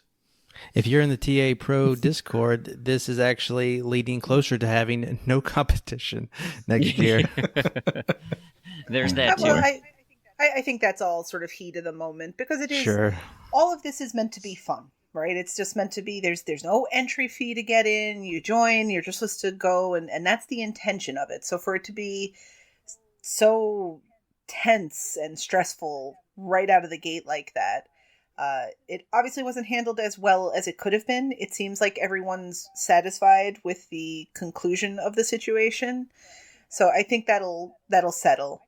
I just wonder if not necessarily this will spin off into a hard mode, but if we're eventually going to see a contest centered around time-consuming achievements, just to kind of stick it to the man there, the man being complainers on TA. Well, much like them solving the issue, finally, what's to come? Wait, hold on a minute. Oh, okay. I didn't tell you guys what I did for my time. Oh. I know. Oh, all right. What I did, and not a piece of furniture in my house. Your Shape 2012. I have been sitting on this achievement. Literally sitting on this achievement. On a chair in my living room. It's called Solid Gold for collecting all the medals. And basically, in each of the dances, you have to play them 8 times. And every time you play them, you get a little piece of a medal. So it's a lot of dancing and working out and activities and all the stuff in the game. So I could have used the Van Helsing that you bought as my game share partner, but I decided, what the heck, I needed TA difference anyway. So I finally popped this achievement. In Your Shape 2012, it was a 50G achievement worth 271 TA, so not too shabby. Fantastic. Unbelievable. So on to day 2. Day 2. So day 2 is the No, 2 don't know. free to There play. you go. Oh, you want me to sing it? When is this going to air? Because I'm willing to sing a lot of Go the song ahead. right now. Sing. This will come out on Thursday. We can push it to 5th. Saturday. Sing as much as you're willing to sing. We'll make it work in editing. Yeah. So anyway, we'll go with today because we've actually worked on today. I finished mine early. It was 2 free to play, which is any 2 achievements from a game that is listed as free to play. I don't remember what the wording was because there's that negative connotation of free to play, which completely threw people off, and they were super angry. Like, wait, you want me to start Gems of War and Warframe and all these giant games that I have no interest in playing? It's like, slow down. You guys, you're not even thinking about this because all the Telltale games offer the first episode as a free to get you in the door. I think Life is Strange was the same way. Mhm. There's so many of those where there's free games everywhere, and that is why I didn't think this was such a big deal, because most people likely have 1 or 2 of these floating around that they're working on. And so, of course, I overlooked what the public was gonna think. But for me, I've been working on Eternal Card Game. They keep coming out with DLC for that, and I ripped out 2 of the, as I now have a nice card pool, I can tailor my decks to come up with whatever I need to do this. For anyone out there in the GTA SC, the DLCs in that game have exceptionally high TA difference. And they're fairly easy to set up. So, you're talking upwards of a couple thousand points in TA difference for some relatively easy work, but you do have to kind of go at it every day. Winning a single game in Versus every day will award you a card pack, and then that card pack you can help build up your decks. And if you complete the challenges, you get some of the in-game money, and you can go ahead and buy some of the cards that you need. Anyway, for those still in the contest and are looking for a nice avenue, that is a great place to go and get some of that. But that's what I did. What did you guys end up doing today? I'll go first, since everyone seems so I was waiting You for should you. designate. to tell. Well, you're the leader today, Al. Lead. Go first, Michelle. All right, Well thank done. you. Thank you. I'm glad to have the floor. Right. I obviously do have some free-to-play games on my tag, and I looked at the free-to-play list, and I was like, oh, look at all these Telltale games. That's kind of cool that they all count, and later read the logic about the first episode being free and TA doesn't differentiate. So, of course, right before we were recording today, I forgot all that great information I had just learned about what games I can use, and I wanted to get something done before recording. And I do play Gems of War, and I do play some other, like Frozen and whatnot, but I don't have anything quick in those. They would be a bit of a slog. I'm looking through the full list, and I come across this game, T-Cara Puzzles. I've never heard about it before. Never heard that either. But it's a Windows 10 game. It came out apparently in September 2017. It is, what's Corey's free $99, the best price. And it's a match 4 puzzler, I guess. So if you've played Metropolis Lux Obscura, it kind of works like that, where you don't match pieces that are side to side, but you slide them across to make batches. And I did not do a whole lot of research into the game, but I went, it's a puzzle game, and I'm always looking for puzzle games to play, and I can play it on my Surface. So, downloaded it, and popped 2 achievements in it, so I'm good to go. I don't know that I would recommend it to anyone, because I honestly don't know the depth of the grind, but TA puts it at a 25 to 30 hour completion. But it is something to consider, and it was pretty easy to get the first 2 achievements out of the way. So that was my story. All right. So I chose... Can I go? Corey, go next. You have the floor. So I chose Gears Pop as one of my free-to-play achievements. I happen to be like 3 pin promotions away from level 10. So I got that out of the way this morning, and I didn't really want to deal with this when I got home, so I just kind of quickly looked at what I had on my Surface, and for some godforsaken reason, I started this game called Worlds Builder a long time ago. It's terrible. It's a management game where you have to wait real time or spend, in-game currency to speed things up. And it took me like 20 minutes, but I was able to do enough quests or something to build to get another achievement in that, which happens to be my second achievement in the game. It's that bad. So Gears Pop in Worlds Builder, which is a Win 10 free-to-play game. Koosh, what did you do? Oh, I was waiting for that. So I'm glad you asked. So what I did, just kind of tie everything together. Game Pass happens to have a couple games going away. They are Pro Evolution Soccer 2019, Life is Strange: The Complete Seasons 1 through 5, Life is Strange Before the Storm, and Ashen. And I noticed that Life is Strange is a free game, or at least the whatever it was. So I went ahead and I got like 8 achievements, and I'm trying to, in honor of Freem, synergize and get my 2 done, and also try to get Life is Strange done before it leaves Game Pass. Nice. Yep. So I knocked out a bunch of those today, and hopefully I'll keep knocking out some of these optional photos as time goes on. Very nice. Who's the developer of Life is Strange? I forget. Don't nod. Don't nod. Yeah, don't nod. How many achievements do you have left in that, Koosh? Oh, a whole lot. Boy, you're in luck. Oh. Oh. All right, before that, Oh, good. I have lots of achievements left in that, too. And the P-Tart Life is Strange Invitational Challenge. Well, that's for Life is Strange 2, though. Well, I've got to play through 1 to get to 2. I've got to play through 1 to get to 0.5 to get to 2. Same. wow. Twins! Let's set a challenge. Damn, no What one. do you got, El? Oh, I booted up Microsoft Word games, Mm-hmm. which is something that was not started by me on my tag, but that's what happens when I leave my Surface laying around. So, as luck would have it, and coincidence with a certain person joining us, I decided this month to do a daily challenge every day. And so for those who don't know, if you forget to do such a daily thing on the day you're supposed to do it, that's called pulling a Freem. You bet it is. So that's pretty funny.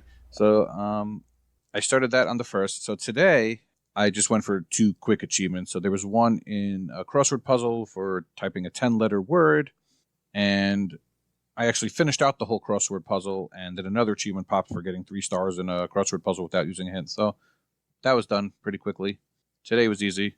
And wonder what tomorrow may bring. So tomorrow, and I told... Oh, do we get... Yeah, we got Corey. I told Koosh that this was my favorite of the days that we have selected, and it's simply because of the name. So I'm going to run through... So this comes out on Friday, so we will have day 5, if you're listening to this right away, will be tomorrow. If you're like me, you're going to hear this in January, and it's not going to be a big deal.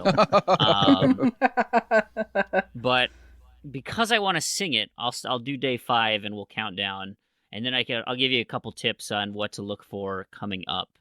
But, so here we go. Ready? 515 G's, 4 selfish pops, 3 French devs, 2 free-to-play, and 1 TA cup of coffee. Nice. That was beautiful. So, 3 French devs. Oh, yeah. That Cells. is so great. Dead It's Cells. just brilliant. So Dead Cells great. counts. Life is Strange counts. That's for Don't Nod. We have a list. I went through Wikipedia and tracked down all of the games. And I'm sure I missed some because there are lots of obscure titles out there of people. But really the easiest way, and if you're clamoring, I'm sure you'll hear this in all the Discord, all of Ubisoft counts. Yep. So That was my immediate thought. because they're so global, I was looking at Ubisoft Shanghai for something. Ubisoft, whoever did Zombie, that was on my list because Officer Zero, right? I don't have any Z's in my random to-do list, so that was one of them. Armature Studios, even though it's published by Microsoft. Armature, who made Recore, they are French. And I'm not sure if you got into it in the Wheels and Deals or if you got there yet, but A Plague Tale Innocence by Asobo is a French developer. I think Koosh and I are recent purchasers of that title. Yep. Ooh. So I thought of a couple. Well, Lots of fun good options. Yeah. What did you think First about? one I thought of was Valiant Hearts. That's wasn't that like the Quebec? It's Ubisoft. So that's like that's the real Ubisoft French That version. is certainly Yeah. French. The French people. It's their artistic wing of it. Yep. And then It's a double stack, by the way. Double Stack. We should get 2 badges for that if you do.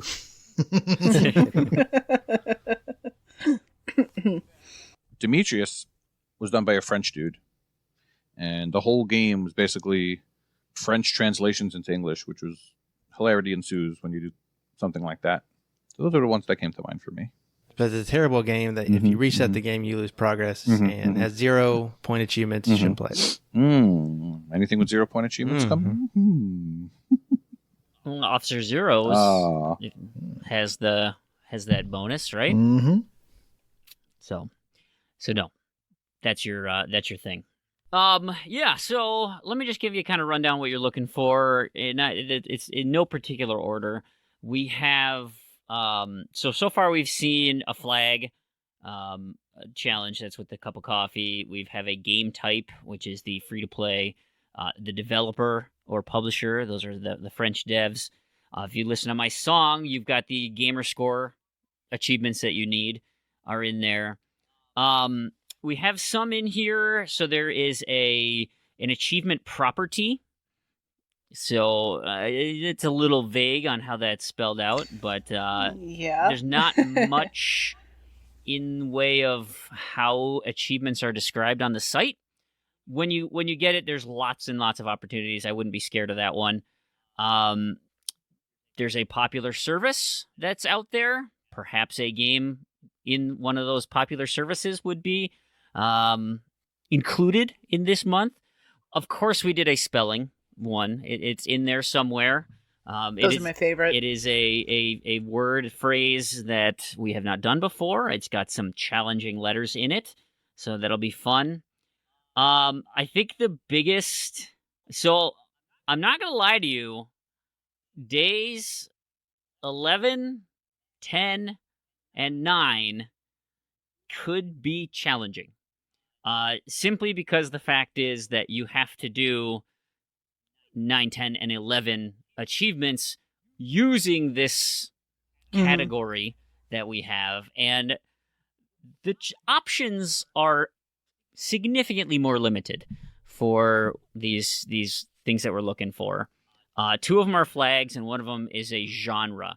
Now, the genre is incredibly popular, and it is a huge genre that everybody has lots of games in, I'm sure. But typically those games don't dish out achievements very fast. So that would be my tip for that one. Koosh is there going, please be measuring. Please be measuring. Every word Freeman is saying, I'm thinking, oh, is that a clue? Is that a clue? So, I'm happy with the list. I think it's fun. I'm excited to sing the song when we're all done. You have to look at the way the TA wrote it, because we wrote the name of the song versus the details of what the song is. So if that makes sense, like 1 TA cup of coffee, right? That we didn't say, and 1 achievement flagged, time consuming. Like that doesn't have a ring to it, right? So we had a nice little bit of fun with that one. And so anyway, I'm proud of what we put together here. True Trophies has the same, except they obviously don't have gamer score, so their day 5 is different for any of you trophy hunters out there.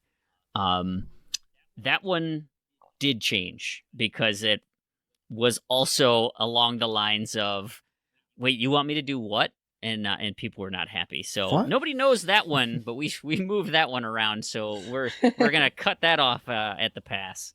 So there you go. That's the 12 days. I'm looking forward to seeing how this progresses. Like I said, I've put a list together of my plans here, and I've got the days lined up. Then I cannot do all of these in the days that they require, right? So there's gonna be quite a bit of spillover. So remember I said day 9 was gonna be a real tough one because it's kind of goofy. There will always be exceptions.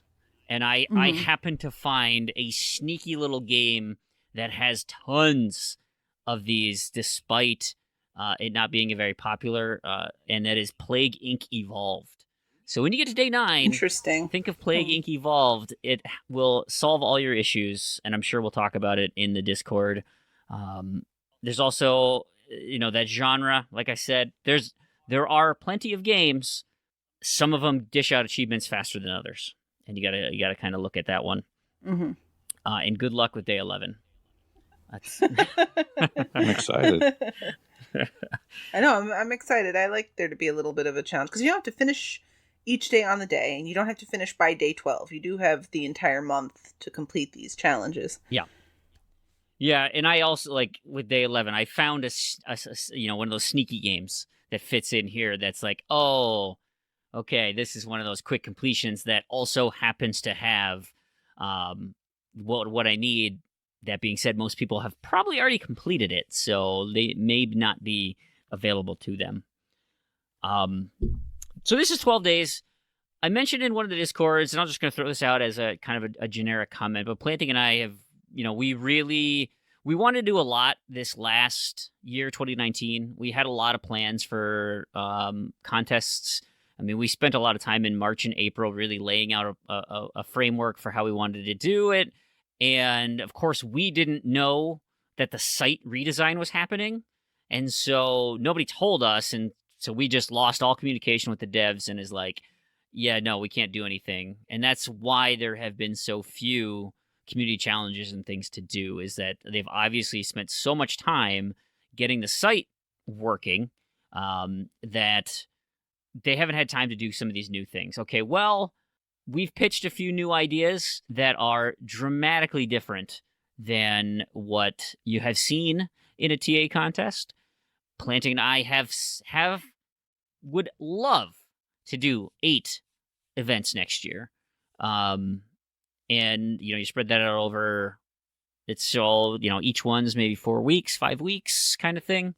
And that's our goal. We would love to do that. Whether or not we can achieve all that, I don't know. Again, we wanted to do at least 6 this year, and we did, 2 or 3. So it didn't happen, but like I said, we've got some fun things planned now. Those in the community here will see some remarkable similarities to some things that we already have available to us, because I enjoy them so much, and I'd love for them to be more open to others and less at the whims of, perhaps another podcast. And so, hopefully we can get some of these things implemented. I'm always open to ideas. So if you guys have anything, send me a PM, send me something. We totally give you credit for it. I mean, Bean Potter and his Bean Dive, he slapped his name all over that thing. I'm still regretting the fact that I didn't call it Freamwhole's Ultimate Head-to-Head Challenge. Freemer score. Yeah. Anyway, so, if that's something you're looking for, or you've got some ideas, I was just going through some of the Discord today, and Skeptical Mario keeps throwing out different RTDL variants, and some of them are just pure insanity, but others, it's like, well, maybe there's something we can workshop here. And so, again, we love getting these kind of things, and Iron Fist stuff too. Some of the challenges he came up with for his Better Completions Matter contest throughout the year have been very cool. Just very, very cool. Yeah, and a ton of work, but so real creative and interesting things to do to get you to play your games a little differently and maybe pick up some of the stuff in your backlog that you would have just left there. Yeah, for sure. The other thing I will add is, because of the absolute vitriol on most comment pages, I don't read them. So if you slide in a suggestion or something in there, there's a great chance I won't see it because I can't bother to see all the negativity. So I just stay away from it all. So yeah, it's best that you just reach out to me directly. All right. Thank you, Freem. Yeah, thank you. Yeah, this was awesome. I'm glad to have this information. Definitely looking forward to what's happening in days 9, 10, and 11.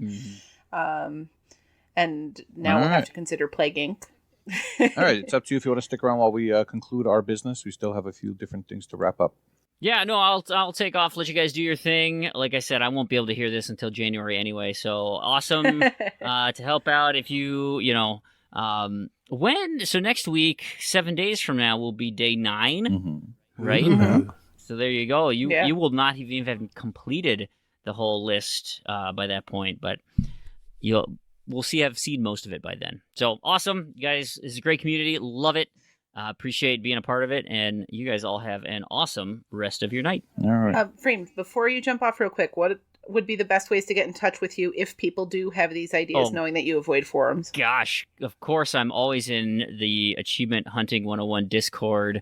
So you can find me there as Freamwhole. I'm also on TA as Freamwhole, so you can do that, or Xbox Live as Freamwhole. That's FREAMWHOLE. It's a great place to find me and reach out that way. Of course, harassing all of you lovely individuals can also get to me because you all know where I hang out. Mm-hmm. All right. Well, thank you again, Freem. I enjoyed hearing you sing the song. I enjoy hearing the complete version of it once all 12 days are unveiled. Yeah, we'll have to Have get me a on. separate recording of that. We better have me on next week. We better have you on, otherwise right, we can I'm make going to that do work. it, and I don't think anyone wants that. Yep. So please. I submitted for my year-end awards that one of my biggest dead horses is when you sing. Oh. So do that more. That means okay. Or when is that how you read that? when you listen to this episode in January, you'll be surprised at how infrequent I sang. Yeah. Fantastic, awesome. Well, you guys have a great night. All right, Bye, take care, Freem. Freem. Bye. Thank you, Freem, for stopping by. That was Freem. That was Freem. But you know what? We missed it. He's still here. Oh, boy. So, Freem did mention before he left, maybe, that about dead horses, and that has something to do with the little awards questionnaire you've compiled, Corey. Yes, it has. Yeah. Tell us a little more about it. So if you're in the Discord, you saw the ping today. If you are not a part of the Discord, you can check the show notes for a link to a Google form where you can fill out your own nominees to the Cheevies. That's right. We're going to do our own game award show for this year. We do a little bit differently than your normal podcast, normal YouTuber, whatever, where they always say best action game, best narrative story. We're not going to do that. We play games differently than a lot of other people, probably the majority, and we always don't get to new games in our year. So our list is games that you have mostly played or things that you have done in 2019.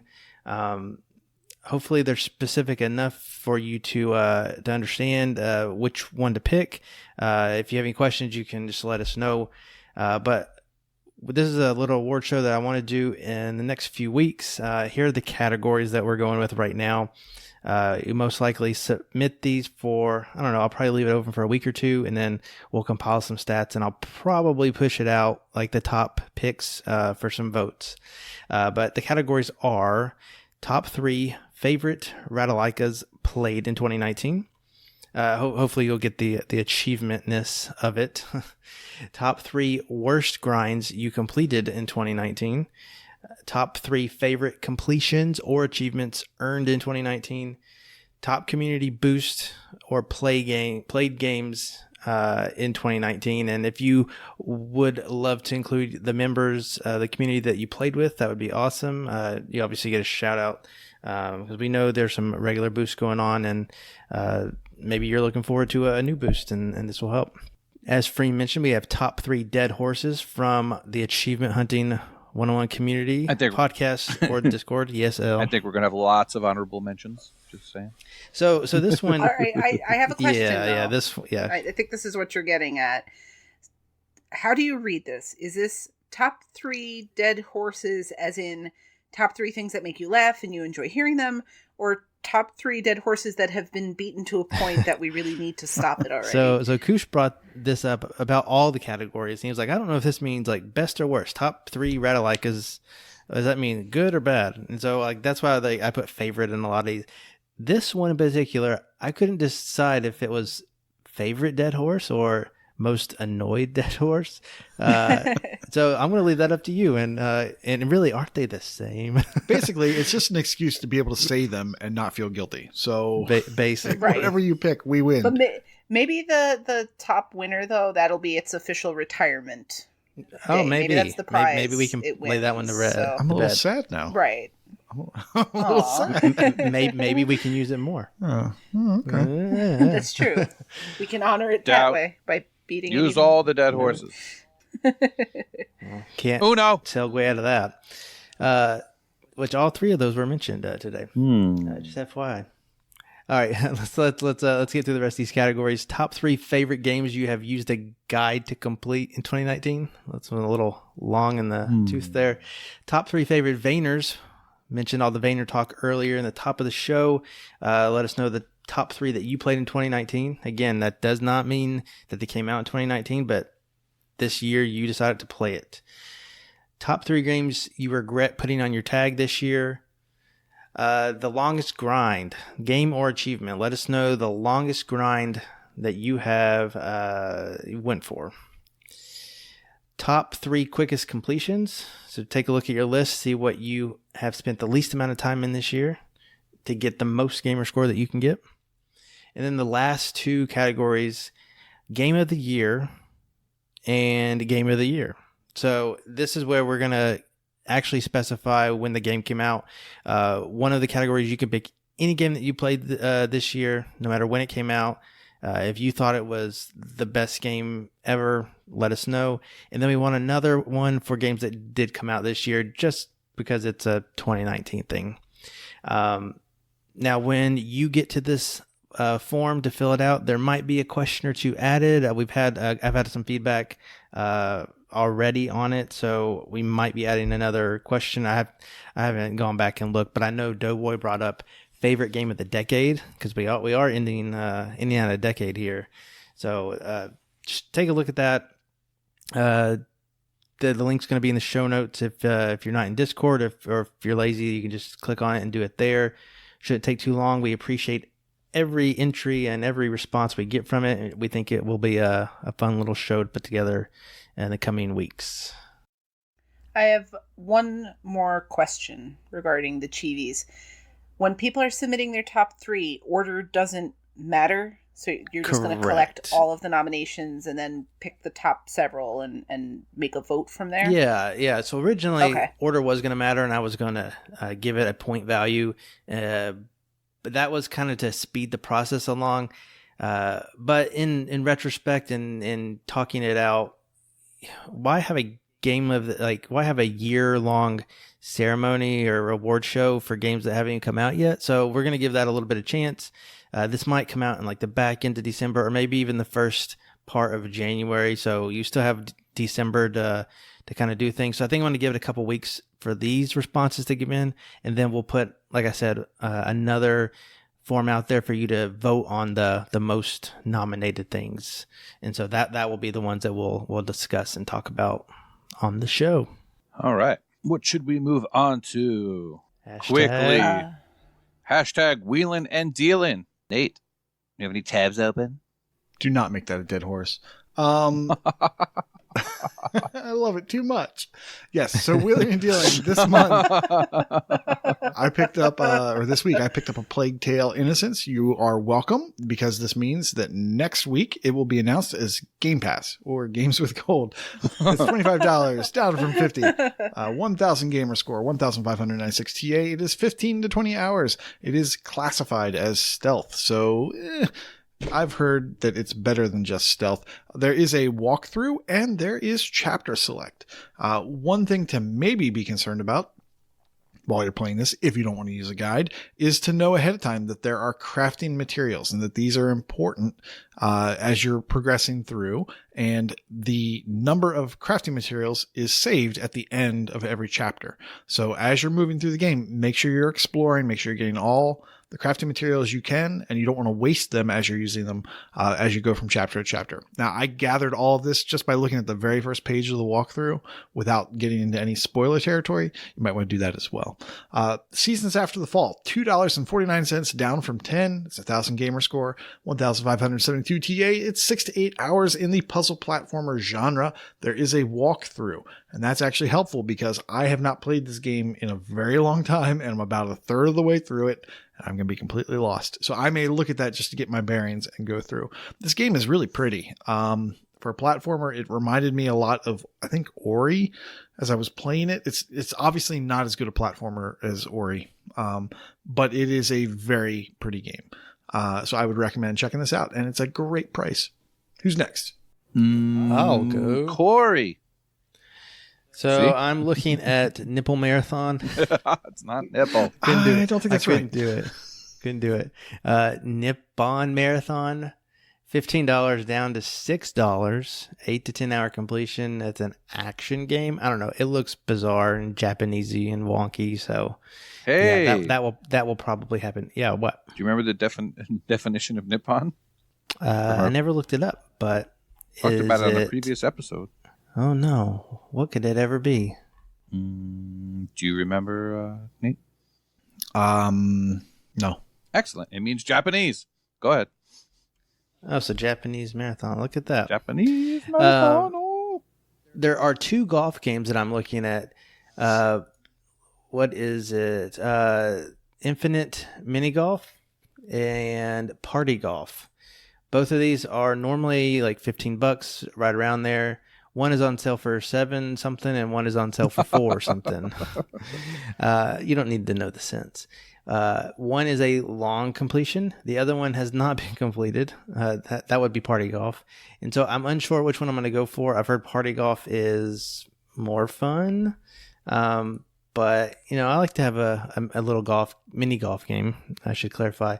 I like to have a little mini golf game in the library at any given time. And you know what? Starballs is done. So I might be picking up one of these. I'm kind of leaning towards Infinite Mini Golf at the moment, though. And then last but not least, I really want to play Unit 4, spoken so highly by our good friend Vacapel. Oh. Vacapel. We always listen to Waka Waka Waka. I do, and he gave this game the best rating you could give a game. The don't buy it. Yes, I do love that rating. Don't buy it. It is right not under good. right under Bovine Crimson feces. Key. He has a way with words. It's from, of course, Albedo. Or was it Crimson Keep? One of those. Or both of those. Both of those, probably. Why not both? I think the description for Crimson Keep had something to do with sewage or something like that. I don't remember exactly, but Waka's always got something clever.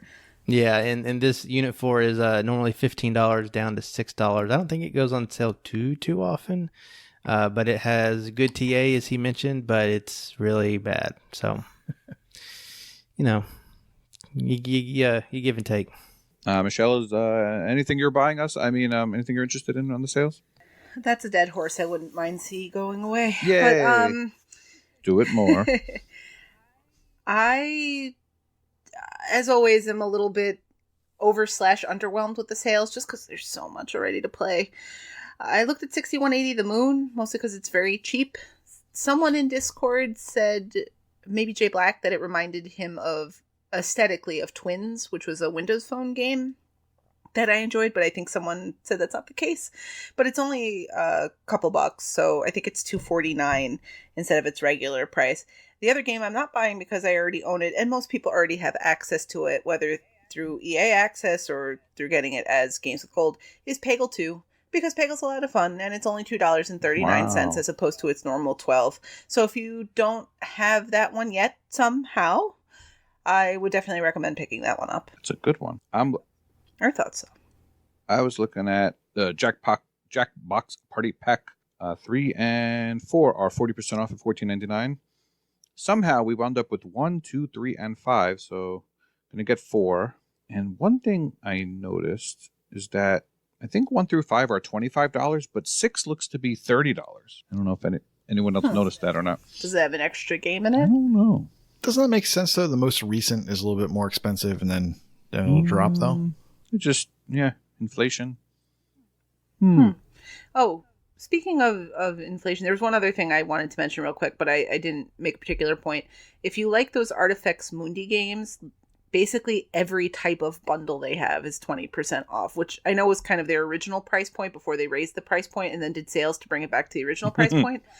But a whole bunch of them are on sale, and it's really like sometimes it's the third edition in the game along with the first edition in 2 of the games. So if you like those, check them out, because they seem to do a good job sort of mixing and matching. So there's a chance that you'll actually be able to pick up a bundle that includes games that you don't have from them. Sorry, I'll continue. I was looking at the sale list, and there's an amazing title on here. I don't think I've ever heard of this. Mage Quit? That's just an amazing title. Don't know much about it. It's only 20% off. $11.99, but maybe someone knows about it. Doesn't Mage seem Quit. like anyone here. I've looked at it, but not enough to speak to it. And community member Woo wants everyone to buy Adios Amigos because he/she has completed it, and I think wants the ratio to go up, and out. Well, we definitely journeyed down that rabbit hole. All right. Journey. What about it? Someone should buy it. Hashtag Game Pass. This was announced right after last week's episode. Insane Robots and Jurassic World Evolution for the 1, and Toy Story 3 and Castlevania Mirror of Fate HD for ye old 360. Those aren't Game Pass. Hashtag Games with Gold. There we go. Do it live. Damn it. In Games with Gold news, Insane Robots and Jurassic World Evolution were announced to come out for the 1 in December, and for the 360, Toy Story 3 and Castlevania Mirrors of Fate HD, which, of course, is a Vayner. Well, is it? People didn't... Koosh, fact check. Good. Yeah, let's see. Yeah, fact check it. Well, I thought you knew. I thought that was like coded in your brain. There's just so many of them now. It's great that I can't keep them all in one brain. I want to say this one is. I think I bought this game on a sale, and because it's a Vayner, but didn't get to it yet. Oh. It's a Mirror of Fate, you said? It is classified as a Metroidvania on TA. Vayner. 400 points. I knew that was coming. That's what she said. 15 to 20 hours, too. Oof. It's okay. Finish boss rush mode on hardcore. Yeah, no thanks. Hashtag contests. Hashtag GTask. Jumping around a little bit as everyone's falling asleep. Got to keep you all on your toes. Mm-hmm. Whoa. We don't need to talk about GTAS this week. Oh, we certainly... I think we should. We certainly do. I think I did. people are anxiously anticipating Leave what we're going to say Leave about... Hatton, And just for Ella that... Philla, and Mark B alone. Goodness gracious. So Hat 90, Ella Follette 77, and Mark B, who still hasn't told us his gamer tag, collectively known as Magic Hat Mark's Elephant Training Club, were eliminated this week. And after we recorded last week, I said, crap, I forgot to mention that they were number 1. And they had the whole interview and everything the week prior, and they were all nice enough to shout out Achievement Hunting 101. So I wanted to thank you guys, very much. We had at least one person come into the Discord and say, hey, we read the interview and decided to check out your podcast and your Discord. So thanks again for that. And another thing I forgot to mention is that the week before, our team was actually almost eliminated by the skin of our teeth, the American Score Society. And at the very last minute, we saved ourselves. And that's exactly what happened to me this week in individual. So... Oh, no, I'm not done. Okay. So, as Michelle said earlier, we were working on... what did we work on? We got 2 big achievements for me in Burnout Paradise, the win 10 races online and 20 events. We did those 2 before I went to bed and had plenty people below me. And when I woke up, good old Waka said, oh, you're close to being eliminated. I said, now I got to boot up a game. And the first thing that came to mind was Jackbox Party Pack 3, because that was the game I had played recently. So there's an achievement for getting all the votes in a single battle in a 5+ player game. So here I am while my kids are getting ready to go to school, and I'm trying to get 5 different devices going, or 5 different browsers. And I got it done at 7:55 a.m. and scanned, and it was only worth 30 TA difference, but it was enough to move me up a few spots and keep me in. So we do crazy, crazy, crazy things for achievements, crazy things for gamer score, crazy things for contests. I think we'll have to talk about this another time. That could be a question. Did anyone get eliminated on the individual side that you might need to talk about? No, I think we're good. I think there was just one guy, R56 Cooper S11. Wait a minute. I see someone bolding the sheet. Rawker, dude. 5012. What does that say? Anonymous pedophile? Has been eliminated from the G-Task 2019. So are you saying that I beat Rawker? Yeah, suck it, Rawker. No, that's not what that means. Yeah, that's what it means. Neener. So what does it mean? It means cutoff is at a horrible time. Minecraft should work better on phones. And instead of playing when my kids were getting ready, I was trying to... No, I wasn't. Never mind. I was not able to play because I was dropping off my kids, so... Yeah, I was... the night before cutoff, I was helping Elle, as he said, with the Burnout Paradise stuff. And as we're going through things, looking at how much room there was before elimination, I'm like, well, I don't know necessarily if you're safe, but you do have more points than Rawker. And Prue. And I guess... and Prue. Yes. The night before was our Borderlands session, and Prue was below me, I think, and he must have... we got the same achievements that night, basically, so he must have got a little bit more. I like to ride the line a little too close sometimes. One of the times this year, I was the person right above the line. But it's okay. I'm not really too salty about it. I did have bonuses that were unused. I never used one. That kind of sucks, but I'm in it for the team now, and that's where my focus was anyways. Team was good, and individual came 3rd or 4th, not even 2nd. So for those who are still in individual, the bonus for this week is an individual side bonus, and it's to spell out this is true achievements. So with the achievements you earn, the first letter in each achievement would be used for one of those letters. Someone very helpfully put together how many of each letter you would need to pop during the week. So that's it. You just have to do that. You don't have to report it anywhere, and Planting will get that information together and get it posted. Was that Darkwing Duck? Darkwing Duck! Darkwing Yes, it was 1232. Darkwing. Yeah. Didn't remember So that you need number. 4 E's this week, I think. Yep. So... 3 T's, 2 H's, 3 I's, 3 Get S's, 1 R, looking. 1 U, 4 E's, 1 A, 1 C, 1 V, 1 M, 1 N. Good luck. Thank you, Darkwing. Hashtag giveaways. But do it live. The first giveaway is for someone very special. Don't know who it is yet, but it's definitely someone special because it's someone who is a Patreon member. Who's in charge over here? Who's going to... That would be Koosh. Yes. So the random org winner is Doughboy. Nice. Oh boy! Woohoo! This was kind of, I mean, I guess, is this the drawing for December, or are we drawing for the previous month based on... Anyway, Doughboy's been featured heavily because he was the name we used for our next contest winner. The Gamertag challenge. I thought I was handing that off to somebody. It's late.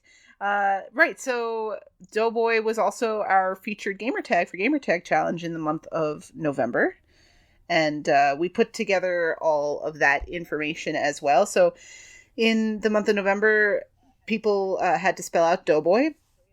And so he has 10 letters in his name. So that was good for 10 entries, 1 per letter. If you completed his name, you got another 10 entries. His bonus game was Plants vs. Zombies Garden Warfare 2, which was good timing because a lot of the community was working on that in the past month.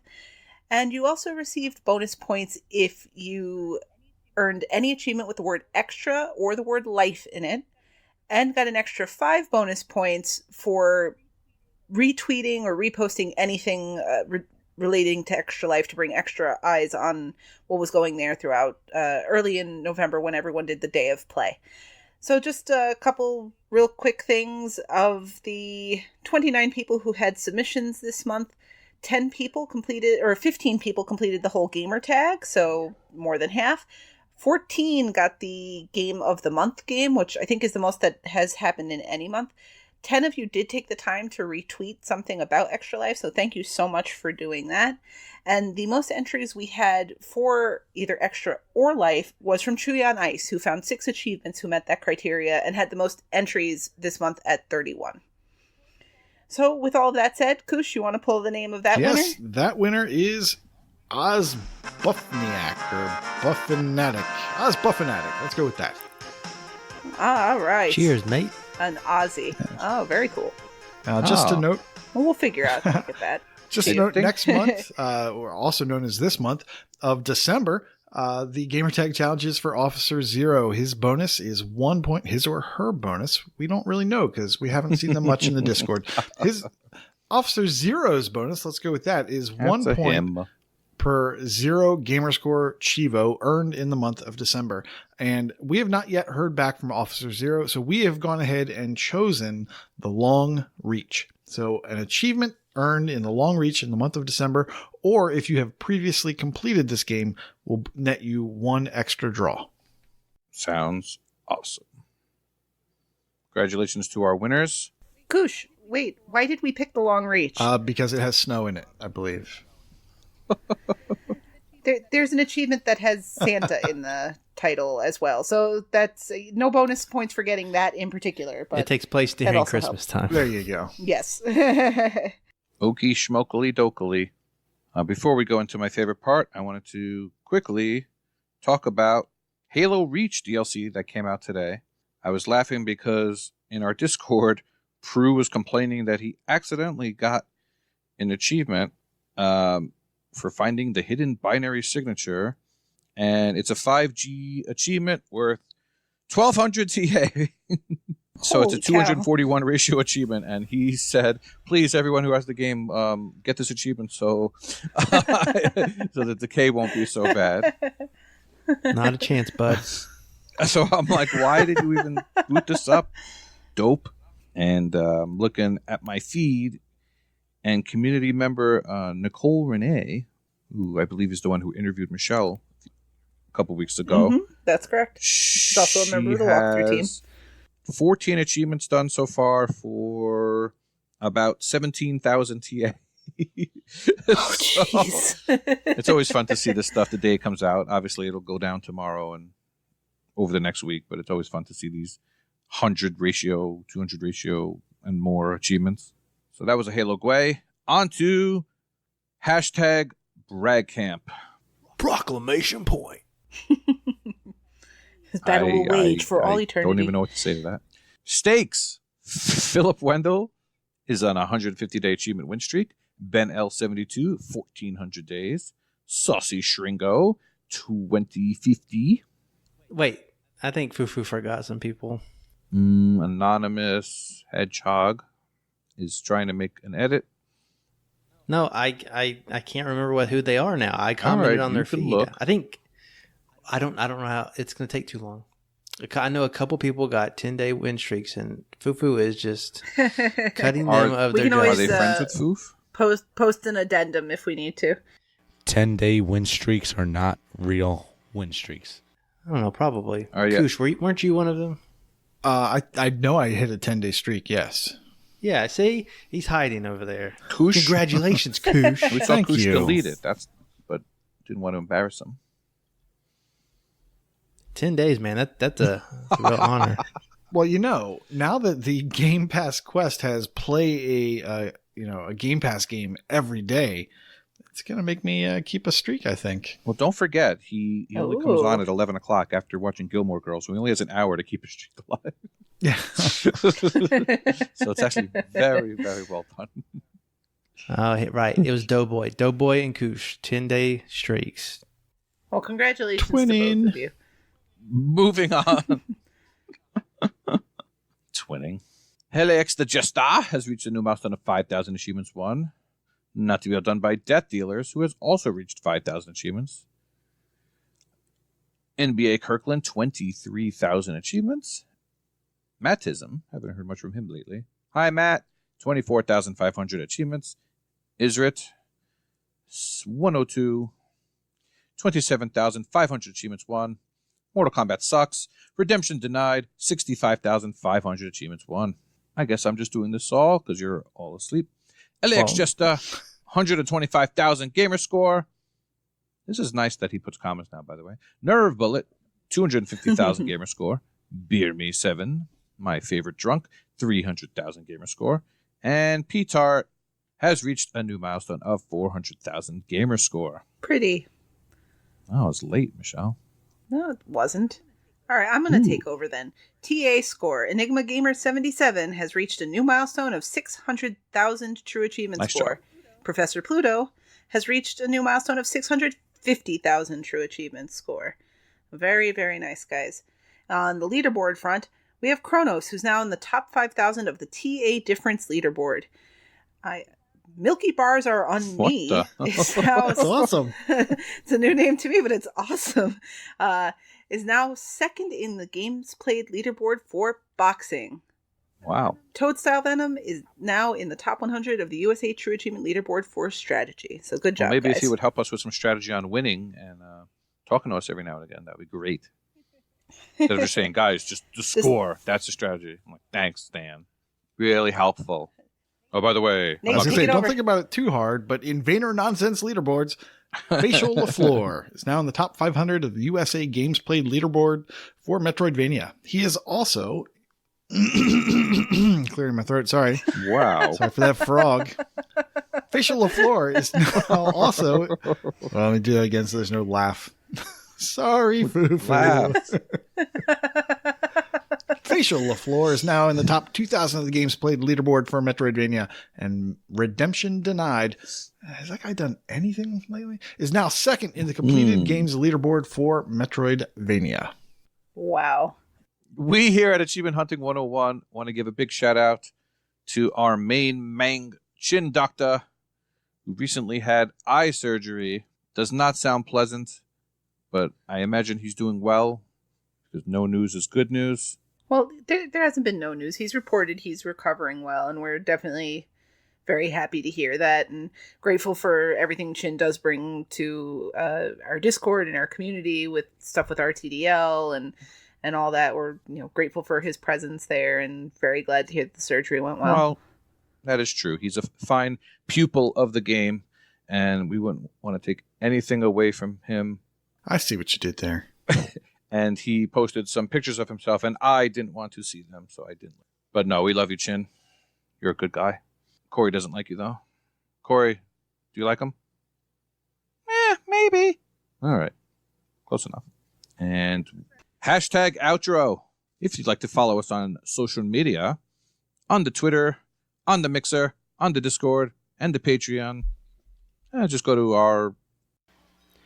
Jesus, Ella's bad at this, so I'm going to have to step in here and do this, even though my voice is shot, as you can hear. If you'd like to send us a Twitter tweet, you can do so by sending us one on the Twitter at Achievements101. You can follow our Mixer, mixer.com/AH101. Be sure to subscribe to the YouTube channel.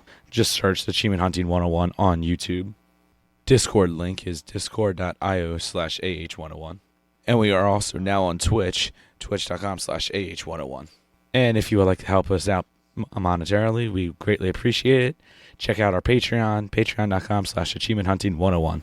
We went a long time today, people. Thanks for bearing with us. And class is dismissed. Ballsack.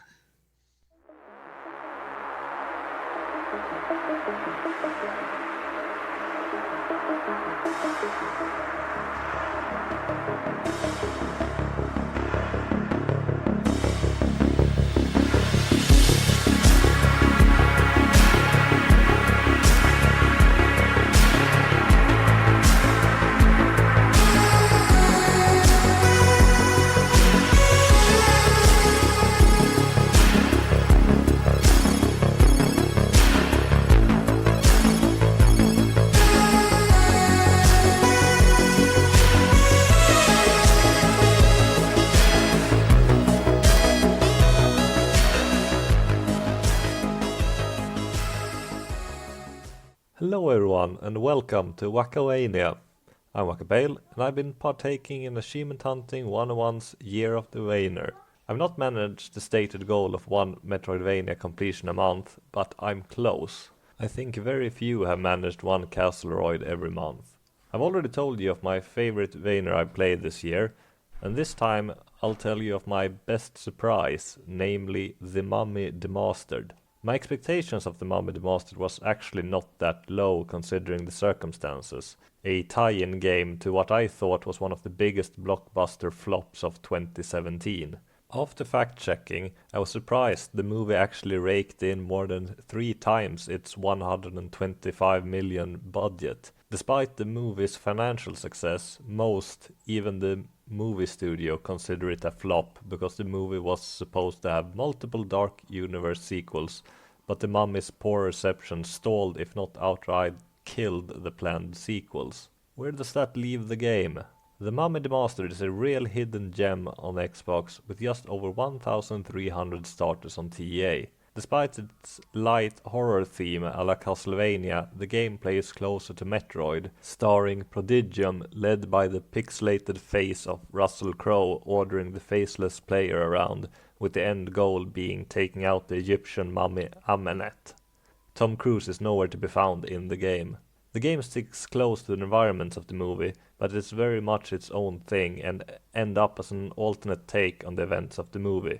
The pixel graphics and soundtrack are fantastic, and to my great surprise one of my favorite recent soundtracks, with the John Carpenter-esque take on the movie's main theme being a highlight. The game is relatively short, with TA estimating the completion around 8 hours. I really enjoyed earning the 37 achievements worth 1000 game score and 1680 TA, as the achievement names are unusually good most of the time, playing on old horror movies. While the game is easy, it does have an achievement for completing the entire game without dying. This includes the prologue, which is the part where you're most likely to die. Staying alive is not very difficult, but unfortunately you can only heal by killing monsters or destroying items in the environment or collecting health upgrades. The save points does not heal you as they do in the majority of Vainers.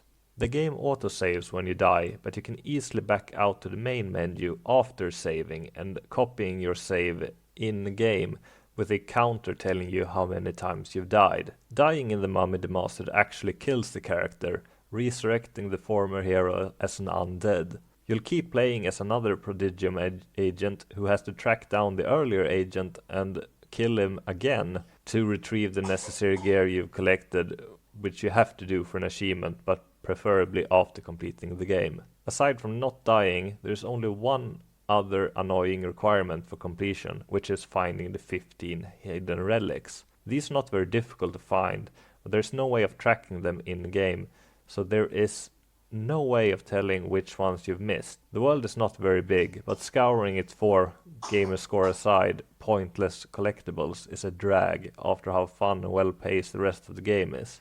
The Mummy Demastered has frequently been discounted, but truth be told, I would not have been disappointed paying the full price at $20. I highly recommend the Mummy Demastered if you don't mind its intentionally outdated presentation. Have a nice day, everyone.